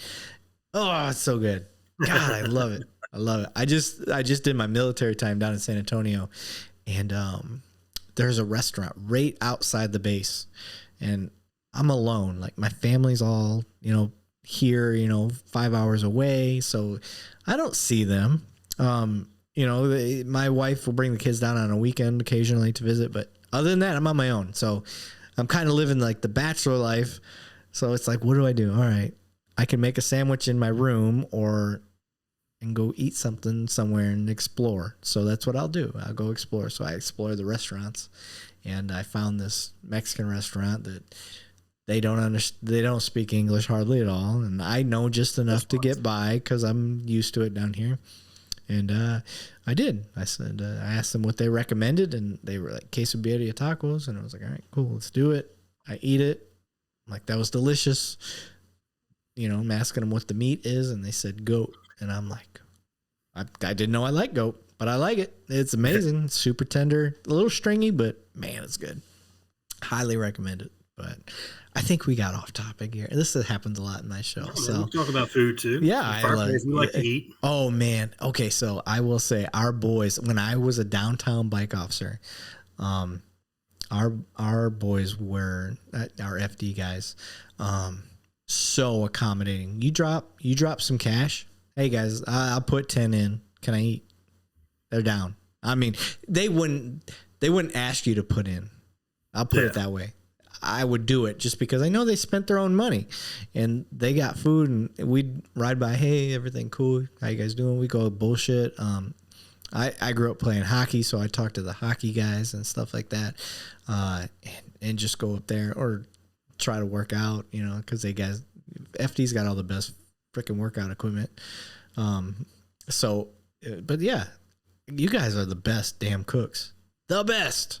Like, I don't get it. I hate cooking, for one. Two, you're never going to find people that can create such great meals out of such minimal ingredients. Oh, yeah. As we FD. Got some good firehouse cooks. Yeah. And we do the same thing, like you said, with your guys. Anytime I see the police officers around or out on a call, I tell them to swing by the station. And even if it's just to come, we always have a pot of coffee on. Yeah. Come have a cup of coffee with us, warm up during the winter or whatever, or come cool down during the summer. And they're always welcome to break bread with us. And like I said, I know I keep using the term we're all on the same team, but it's just really good making those connections, because you see each other out on calls. Yeah. But we actually have time to break bread and just shoot the shit and everything like that. It just makes things so much better. Yeah. I had a private gig that I was working. It was an insurance company in my city. We're allowed to work like part-times as security for private. Doesn't matter who it is, as long as the department approves them. They have a clear criminal background, basically. So it was an insurance call. And a very, very, very, very rich person's house had been, the garage caught on fire from their electric vehicle. So I know. And, I get into that and I'm working that. And, I'm looking at stuff, and I'm not an arson investigator by any means, but I have some connections with firefighters because I had made that relationship, and I'm like, hey man, I'm out at this spot. you know anybody related? It's like, oh yeah, that's my district. Yeah, I know all about that fire. Like, what do you got? I'm like, I don't know much about fires and anything, but I was like, I just find it curious that there's really a lot of damage around this transformer. And, you know, I know that the neighbors are blaming the car, saying the car started the fire. Well, long story short, what happened was the transformer blew and fell down on the garage and caught everything on fire. And because there's an electric car, and when that thing caught on fire, that made things go completely nuts, because it even when the fire was put out, the fire wasn't put out because the damn car kept going. So, the arson investigator himself hadn't been out there yet. And I was they had a lot of like really expensive art and stuff in the house. So, just having that connection with, you know, another firefighter, and he reached out to the arson investigator, said, hey, one of the police guys are out there working security, said he noticed this, and maybe take a look. And you know how it is. They're like, well, okay, we'll see what this, you know, we're going to tell him how to do his job. This non-firefighter guy, let's see what he says. And then it turned out I was right. That's exactly what happened. The transformer popped, and rained down on it, and then wind kind of messed up some other houses in the area. But it was interesting. It was interesting. And I'm an investigator now. I'm a detective. So at the time I was kind of a new detective. So I was really just playing with my skills. Like I was, you know, I'm looking around and there's nothing else to do. It's in a rich neighborhood. You know, it's nighttime. I'm out there with a flashlight, just like I'm bored. So I'm looking around and I'm like, you know what? It's really weird that this transformer, like the fire had went to a fire pole or to a power pole. I'm like, and it doesn't make sense to me. Like, why did the fire not hit this neighbor's house? It hit this transformer that connects them both. And then it all went over here. And then, got to digging a little deeper, and sure as shit, that's basically what happened. The transformer blew. I don't know why, but it did, and spit all over that garage and fucked it up, I guess. So, yeah. But man, it's interesting. I'm into that stuff. I like seeing when you see a fire. You know, it's like me anyway. I never think it's because of natural causes. Whether they're like, well, there was lightning out that day. I'm like, I don't care. It doesn't look like it. And it's like, we don't want to wish anything bad on the public or anything like that. But I mean, you get a good fire and you're like, yeah, right. God, what is your, okay. So I think we've hit real hard on the PTSD and, you know, you out there giving your speeches and stuff and the career path and all that. Now I want to kind of pick your brain just as a firefighter in general. You get a house fire call, which is, to me, that's the glory call of a firefighter. Oh yeah. So, you know, like as a kid, you're like, I'm going to rush in. I'm going to save the kids in the upper floor. We're going to pass them down the ladder. They're going to be safe. Everybody's going to be safe. And like, to me, like that's how I dreamed of being a firefighter when I was a kid. You see a fire, and you and I have seen fires for real, like house fires for real. I've been across the street behind my patrol car on the opposite side of the street, and I still couldn't stand the heat. I had to still get away. I had to put myself behind something because the heat was so intense that I couldn't stand there. You as a firefighter, you're geared up. You're going into a house that, one, you don't know if there's anybody in, and two, you don't necessarily know the game plan of how this fire needs to be put out. What's going through your mind? As a captain or officer in charge of the first do apparatus, I mean, you're just wondering, like I said, you're reading the notes and everything like that. You get there, you do your size up. Even if you got somebody who's giving you an all clear that there's nobody in there, we still have to do a primary search and make sure. We don't always take the citizens at their word. Right. So get the hose line off, and we got to go extinguish the fire and do search and rescue. But I mean, your mind is just going a million miles a minute. You got that pucker factor going sometimes if you start reading the comments that people are inside, or there's an elderly person that's trapped in a hospital bed in the room above the garage or something like that. You just get that oh shit factor. But you're like, we're going to work, boys. Let's go. And Yeah. we get off that truck, and everybody's training. It's just like with you guys. It's just that muscle memory. It just kicks in. Yeah. And, you do what needs to be done, and it's a rush. Yeah. It's, So the way that okay, so I'm trying to figure out a way to articulate this, but I have been, I had a house fire. I've been in several house fires as a cop. And as I'm rolling down the street, I can see the flames. And instantly, and this is from a police officer's perspective, I'm like, holy fuck, holy shit. Like in my head, I'm like, Jesus, every ounce of me is like, this is nuts. Like my adrenaline is up here, and I already know I'm going to have nothing to do with it. Like that's where my adrenaline level's at, because I'm like, holy shit. You coming around the corner, and I know y'all are trained, but like you said, it's 20% of the job. So you trained so hard for 20%. When you're coming around the corner in the engine, and you're just getting a taste of what you're rolling up to, because shit, let's be honest, sometimes you can see that fire miles away. Yeah. As you're rolling up, like you got a lot of time to really start to process what the fuck you're getting into. Like, where is your mind at? Okay, you've got a lot of experience, so I don't want to know where your mind's at now, because I know where your mind's at now. Well, I'll give you an example. But a rookie, and man, where's it at? I'll give you several instances. My mind, I know you said you don't want to know where mine is right now, but the officer's mindset is that everybody goes home. Yeah, it's over your people. Yeah. Yes. I'm not just worried about the citizens that are there and their property and their lives and everything like that. That's understandably part of the job. Right. But I'm worried about all of my guys that are on the fire apparatus and everybody there that's on scene as well. So I'm looking at the big picture, everything that's going on, making sure that we have a fire hydrant that's there that's going to give us our water supply. Our truck only carries a little over 600 gallons of water. And if we're flowing at a minimum 100 gallons per minute, we're out of water in 6 minutes. Holy shit. Or you need a fire hydrant pretty quick. Okay, so how much is what's the reliability of a fire hydrant? It should give you continuous water.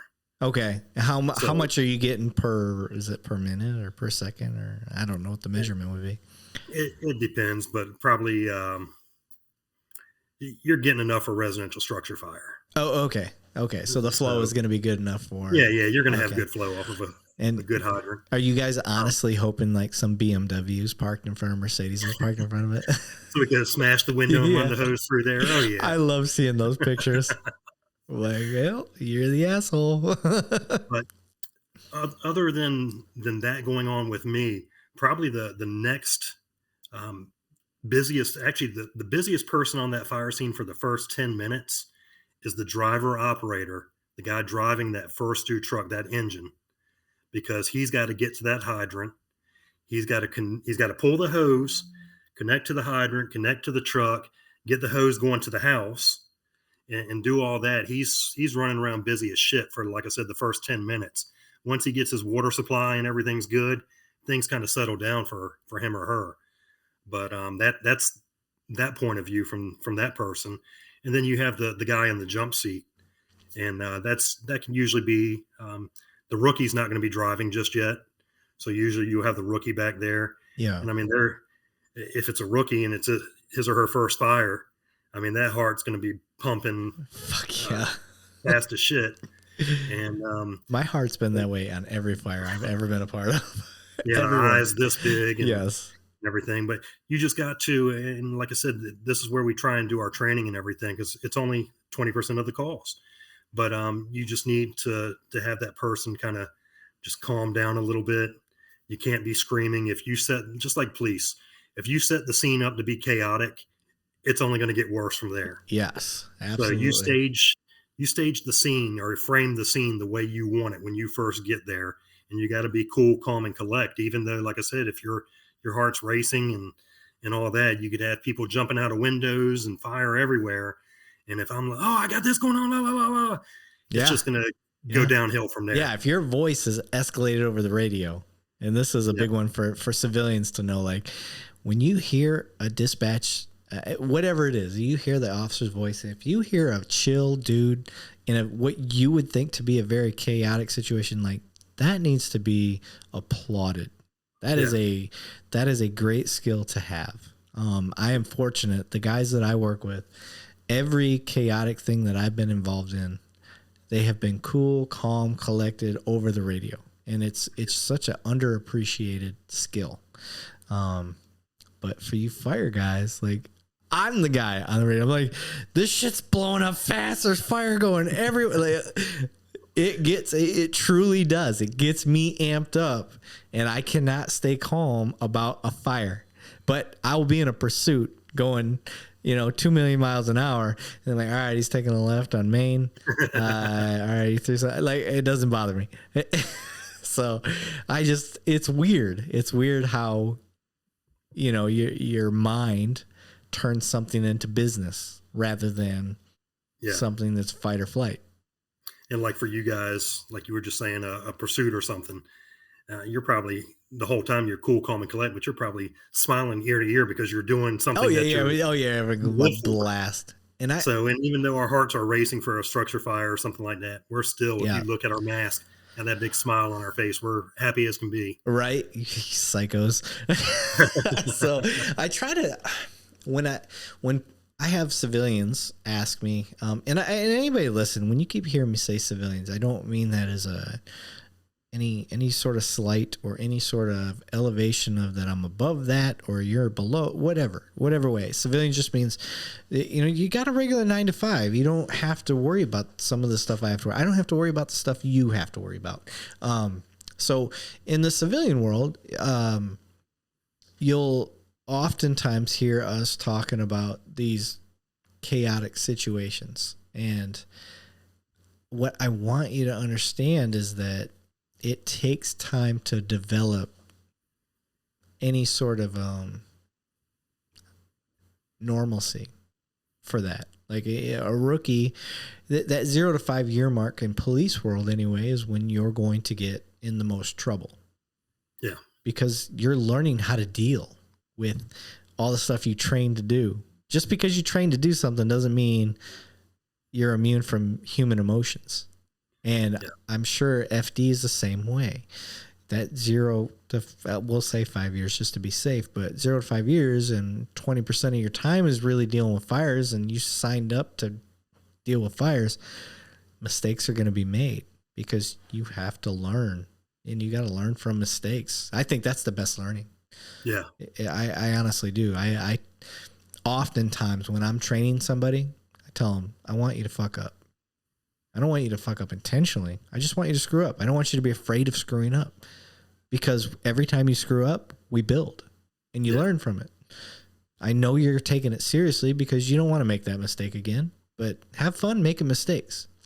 So what I want civilians to get, and this is the point I was getting to, is if you ever hear me say, think of this work as the game, as a game. It's business. It's a game. It's not. I'm not trying to diminish somebody else's suffering. That's not what I mean.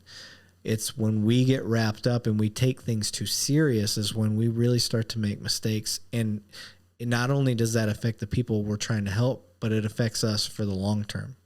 Yeah. With the PTSD and stuff like that.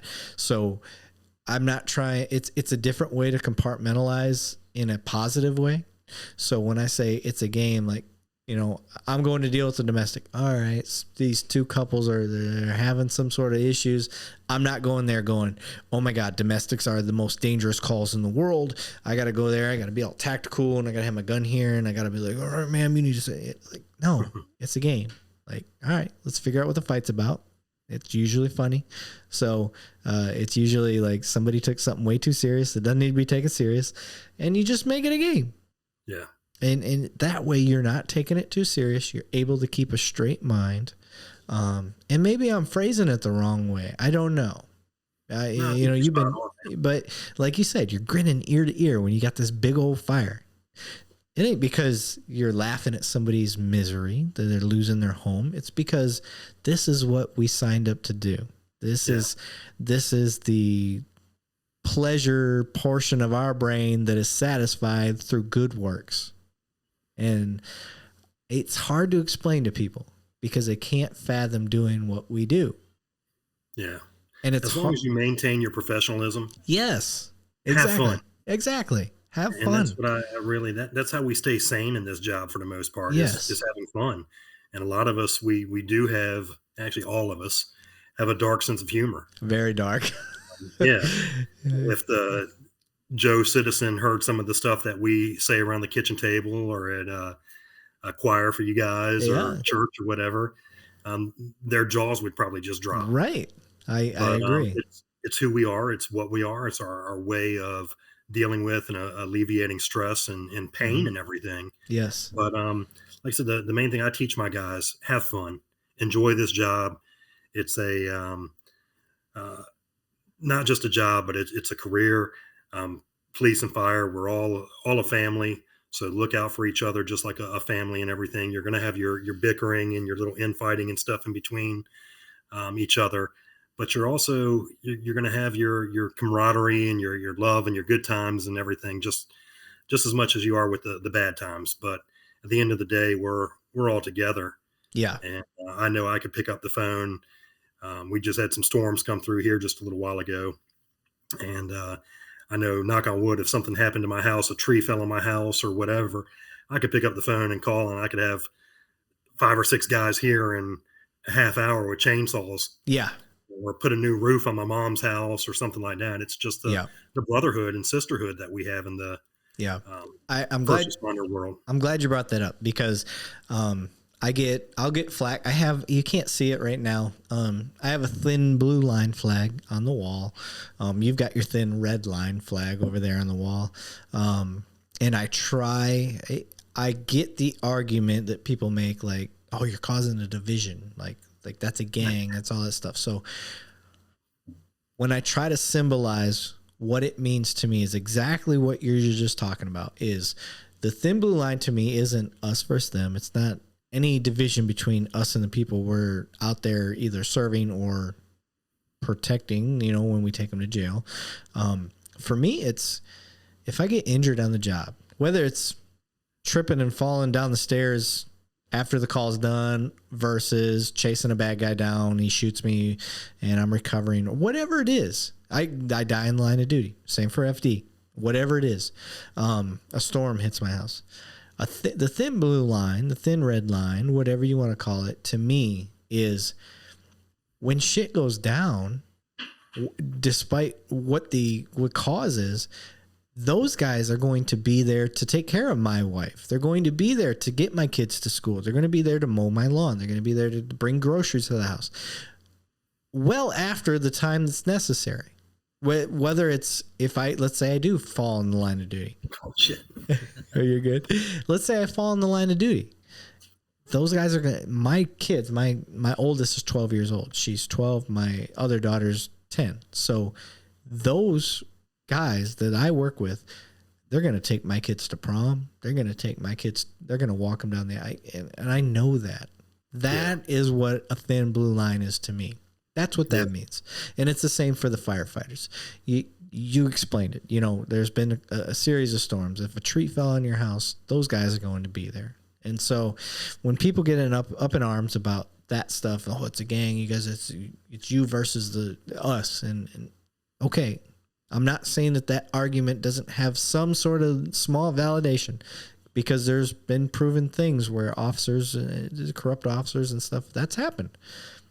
But in general, into the positive side, and maybe I don't know, maybe I'm completely wrong, but I think I'm very right. I really think it's just about us taking care of each other. It's not going to happen if you work in an office. Let's say you die and you worked in an office. They're going to have a lunch for you in your honor. They're going to check on your wife. They're going to see if you needed anything for the next couple weeks, maybe a couple months, let's be very optimistic, for a year. That's it. That's all that's going to happen. That is totally different from first responders. Yeah, unfortunately, a couple things. Law enforcement, fire department, we've all gotten way too good at doing funerals. Yes. And we need to start figuring out, like I said, with the behavioral health and everything like that, because we're losing more to suicide than we are to Suicide's line of huge. duty. And we need to stop that. We need to figure that out and fix it. But back to the thin blue line and thin red line and everything, I think it's really sad that, and I can't speak for you guys, but it seems like in the fire department, we are losing a lot of the tradition and the brotherhood, sisterhood, and camaraderie that once was. I think it's getting harder and harder now with the younger generation, and maybe it's just because I'm getting older and everything. It's hard to associate with some of them or relate to.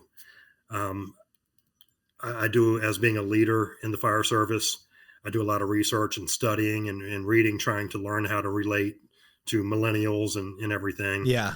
But they don't have the same, or they express their values differently. And if I made that phone call to get people to come over, it would mostly be the older guys would be the ones coming over. Yeah. Unfortunately, some of the younger guys you see nowadays, and not all of them, I don't want to characterize everybody. Yeah.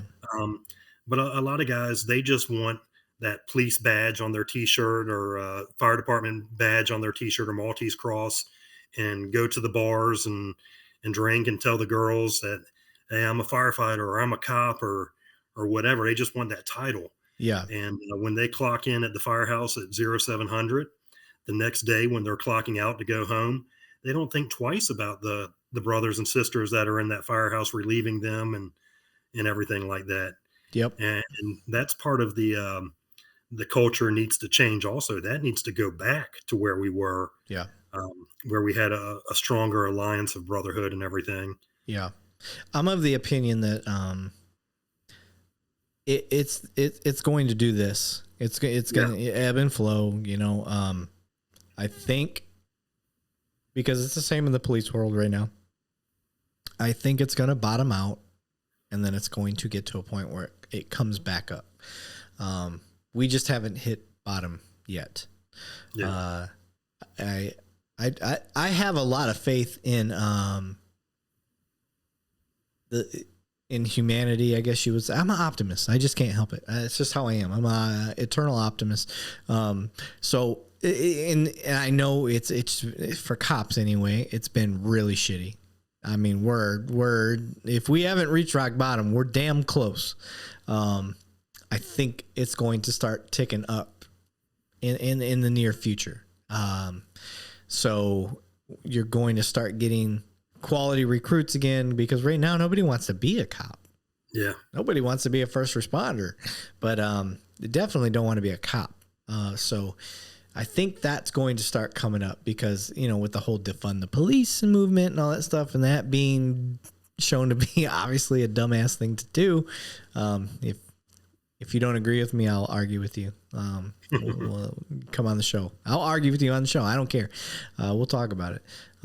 But I think with what you're saying, the tradition, there's been it's the whole PC movement, which, don't get me wrong, it has some merit. There's some things that definitely need to be phased out, especially the LBGQT. I can't keep up with all the numbers and letters, but you know what I mean? Whatever. Yeah, I live and let live. You do whatever you want to do in your private time. I'm not going to judge you. I'm all about that. But I think a lot of that in our career fields like that, well, there was a stigma to that and all that stuff. So I think we've moved past that, but the PC movement of that has put a damper on a lot of the tradition. And I think we're going to figure out new ways to create, to equal old traditions. Does that make sense? I think we're going to figure out new ways to bring back the old traditions. And because they had a purpose. The purpose was just to create brotherhood or sisterhood, whatever you want to call it. All inclusive. All inclusive, yeah. You know, and by the way, if you have a female firefighter that you can recommend, I have been trying like hell, not only to get a firefighter, but a female firefighter. I would really like to get one. So if you got any recommendations, sir, I would really like to get a female firefighter. I'll get you one. That is a hard, I thought getting female officers actually pretty easy for me. I can get female officers all day long. I have yet to find a female fire. I know they're out there. I just haven't got one to come on the show. No problem. Yeah. And I've really been trying to get some European cops because I'm trying to do this like series. I want to do a New York City patrol officer that's done the job 5 years or more. I want to get a Chicago police officer that's done the job 5 years, and an LAPD. I want to kind of hit all the other major cities around me, you know, that people look to. And it's the same with the firefighter world. You think of firefighters, you want to talk to, you know, the ladder, whatever they call it, ladder 35. Yes. And stuff like that. So I really want to get a female firefighter because you want to talk about going through some shit. Yeah. I think females have really proven themselves in the police world over the history. Same in the fire world too. But in the fire world, that's a physical standard that police don't have to deal with. And there's cops out there that may want to argue that, but a firefighter has a lot more physical requirements. You guys have how much does your suit weigh in itself? Probably everything. Everything's changing now, getting lightweight or whatever. Probably about 70 pounds when we have all our stuff on. Okay. And for a cop, a fair weight, average weight, 35 pounds. And our vests I just got a new vest like 2 days ago. You're supposed to replace them every 5 years. I was lazy and my vest is 11 years old. So, it was time to replace it. And I'm glad I waited so long because this new vest I got is incredibly light. Like, I can't believe it. I'm putting it on. I'm like, holy shit. Is this going to stop a bullet? But they're really light. So the technology is really caught up. So for firefighters, we're talking today's time, 70 pounds. So that's with a tool and carrying a tool. Right. Yeah. So we're doubling the weight. And we haven't even talked about picking up a hose or dragging a body out or any of that. Typically when we do a dummy drag, it's a 200-pound dummy, I think, maybe 150, somewhere in there. Yeah. And we put a firefighter uniform on them to simulate, the friction of clothes. So that is some serious weight. That's some serious weight. And for females wanting to get into the career field, I want them to hear from another female that does a job like, you can do this fucking job. And not only can you do it, you can do it really well. But I also want them to know all the hazing and stuff that they had to go through and the purpose behind it. Because I guarantee, like, just like any of the female officers I've ever worked with, like, they will tell you, like, this is part of the becoming the family. They're not giving me a hard time because I'm a female. They're giving me a hard time because that is the tradition. Yeah. It's just they're altering it because I am a female. They're altering it. They're specifying it for me and who I am. Just like if you were to join my PD right now, I would give you so much shit just because your age, where you worked, you're a firefighter, all the above. I would give you as much shit as I could. And it has nothing to do with your sex. It has nothing to do with that. It's not. It has nothing to do with hate. It's all about trust and trust building and in a career field that my life's going to be in your hands. Yep. Inevitably, it's going to be in your hands. And I've had more times than I can count where my life was saved before anybody on the outside looking in could have ever seen that my life was in danger. They squashed it before it became an issue. And it's the same in the firefighter world that, my buddy just moved the ladder over a foot while I was inside because he saw something coming that I didn't see. And when I was coming out, like, it was in the perfect spot, whatever it is. Had he not done that, my life would have been in danger. Had he, not turn the hose on when he did. I don't know. I'm talking out my ass because I'm not a firefighter, but I did get to live out a fantasy though. So I want to share this with you as a firefighter. There was a homeless camp that was on fire, and we saw this black smoke billowing in the forest next to the road. So pull over. I didn't know it at the time, but FD had already been called, and I get in there and I'm thinking electrical fire. I thought maybe like the tree had caused some sort of fire. So I get in there, and basically it was a homeless camp that got out of control, and there's a mattress in there, and I'm looking, and the flames and the smoke were so bad I couldn't tell if there was somebody on that mattress. I was kind of getting concerned. I was like, oh shit. Well, FD, like as soon as we were like assessing, they get in there, and I finally, the fire got to the point where I could really see in there. The smoke cleared out, like that dark black smoke cleared out, and I was confident that there was nobody in there. So FD gets in there, and they're pulling up, and I was like, hey, would there be any objection to me like putting this fire out? And they're like, oh no, you want to put the fire out? I was like, yeah, I really do. I really want to try. And in my head, I'm going to get the big hose, the house hose. I don't know what to call it. These assholes pull out what I consider a garden hose from this big ass engine. And I'm like, what the hell is this? It's tiny. I mean, I was like, I did this, like, there's nothing to it. Like, I was like, is this the hose you would have put it out with? And they're like, yeah, this is the hose we would have used. I was like, you guys are cheating me right now. I wanted to use the big hose. They're like, they all made, you ain't ready for that hose yet. And I was like, fuckers. It was great. So yeah, you see me, like I get there and I take a selfie with the fire because I was confident there's nobody there, and I'm like, and then FD gets there and I take a selfie with the fire because I knew the whole time. I was like, I'm putting this fire out. I'm gonna ask them and they're gonna let me. And they got that little hose out, and I'm like, I'm not taking a picture with that hose.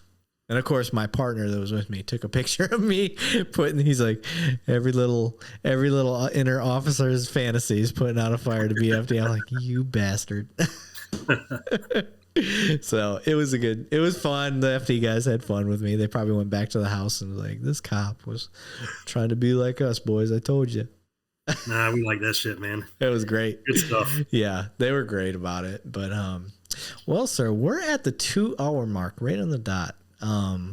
Is there anything else that you want to bring attention to? Not right now. We got to save a little bit to come back next time. Yes, absolutely. I like his spirit because do it again. I tell all my guests, I'm like, man, I haven't had a bad guest yet, and I'm always like, let's come back, let's go to it. The guy that I was telling you about before you, Jake Bigelow, his department was kind of volunteering him that he needs to go to a PTS retreat type thing, go be evaluated and stuff. So they're actually sending him here to Texas from Wyoming. So I'm hoping to link up with him, but I want to do a follow-up with him because he's part of his podcast. He was saying, I would recommend it for everybody else. He's like, but I have a hard time being a self-assessment guy, and he didn't think he needed to go. Yeah. So he's like, but I'm trusting my chain of command that know me and seeing where this leads. So like he's of the opinion right now that he doesn't need to go, even though he's been in 2 shootings. And he's very cynical, but he's going to go anyway. And, trusting them. So I want to do a follow-up. I want to see after that week of treatment, like where's his mind at after that? I think that would be very crucial. So yeah, definitely with you. I want to do a follow-up. I really honor a follow-up, and just to give people that listen to this episode and want to like, all right, I really want to find out what happens. I would really like the next time we talk, without mentioning names unless they give you permission, I want to hear how you've helped some of these people with your speeches. Oh yeah, definitely. What it's done. You know what I mean? I had an episode, and this is where I really started to focus on the PTSD stuff. I had an episode with a sergeant that I work with who was involved in a shooting back when he was an officer. So quite a big period of time in between. He thought he was past it. He's telling me the story, and he legitimately has. 6:37 p.m. Siri. That happens quite a bit. He has, while he's telling his story, his officer involved shooting story, it all comes flooding back. And he has his PTSD moment on the show. And it was very surreal. And I'm glad he agreed to release it, because I kept telling him, like, hey, man, I really think you're going to help people. Well, yeah. I ended up getting messages, and I use these two areas because I want to show the distance that I got feedback from. I had an officer from the state of Washington and an officer from Washington, D.C. The one from Washington said, I want to thank you for the episode with Sergeant Bruce Anderson. I've been on the fence about getting on medication for quite some time. And because of this episode, I am 100% confident that I'm going to go ahead and get on board and use medications because it's okay. And that's what Bruce was trying to say, was like, guys, I didn't think I needed help. I did. This is what happened. I got on medication. I'm okay. He's like, I'm still on medication right now. And guess what? It's okay. So I love that. And then he wasn't an officer. He was some sort of upper command, but he said he showed it in a roll call. He's like, I showed some clips. He's like, he clipped some from my YouTube and played it for his guys. And so I went across the nation with a discussion about PTSD and the effects that it had and how it helped and that it's okay. And I help people from across the nation. I didn't help them. Bruce helped them. So I'm just a facilitator. So for me, that drove me. I mean, you want to talk about motivation to do this show? That whatever little things I had holding me back, now I didn't give a shit. I'm like, damn. So I guarantee with your episode already, you're going to help. I guarantee you're going to help at least one. And two, I think just it being firefighters in general, we're going to help a lot of people. Well, let me leave it with this. You always want to leave them wanting more. Yeah, buddy. So I sent you that message earlier today about an event. I've been struggling every day with PTSD. Can be a struggle. You don't know what's going to trigger you here and there. I've been dealing with my mental health a lot this past month with a lot of issues. We had an anniversary of a bad call, and I can get into it a lot more with you down the road, but there's actually a program that I'm getting into. I'm going to be going May 31st to June 5th out in Ohio. It's Save a Warrior. Oh, okay. And they work with veterans and first responders with PTSD. They do a holistic approach. So I would love to sit down and talk to you about that program, my experience with it once I get back. Okay. And hopefully at that point, I'll be able and willing to open up more about my mental health struggles that I've had as of late. Okay. So I'll ask you a favor, or you don't have to. This doesn't have to be a thing. But when you get back, while you're out there, see if somebody a part of that program would be willing to come on with you. And how we have it set up here with the 2 screens, I can have 3. And we can have somebody a part of that program explain it, and we can all bounce off each other while that's going on. I've never done that before, but it is a part of this program that I use to do the remotes, and I would love to be able to, one, bring attention to what you've gone through and how if that program helped you or not, and then 2, have that person come on and at least be able to, from their perspective, explain the process from their view and why they got into what they've done and all that stuff. You know what I mean? So yeah, definitely, bro. Yeah, that would be very cool. I'd appreciate that a lot. But yeah, man, that's cool. I'm glad. That'll be awesome to look forward to. But cool. Well, thank you, brother. I appreciate you being out here and definitely, man. I appreciate you having me. Hey, anytime, man. Like I said, yeah. If you can somehow hook me up with a female firefighter or all that stuff later on and all that stuff, but Man, this is going to be a good episode. This is going to be one of my top ones. I promise. Cool. I always get a vibe and a feeling about how my shows are going to be.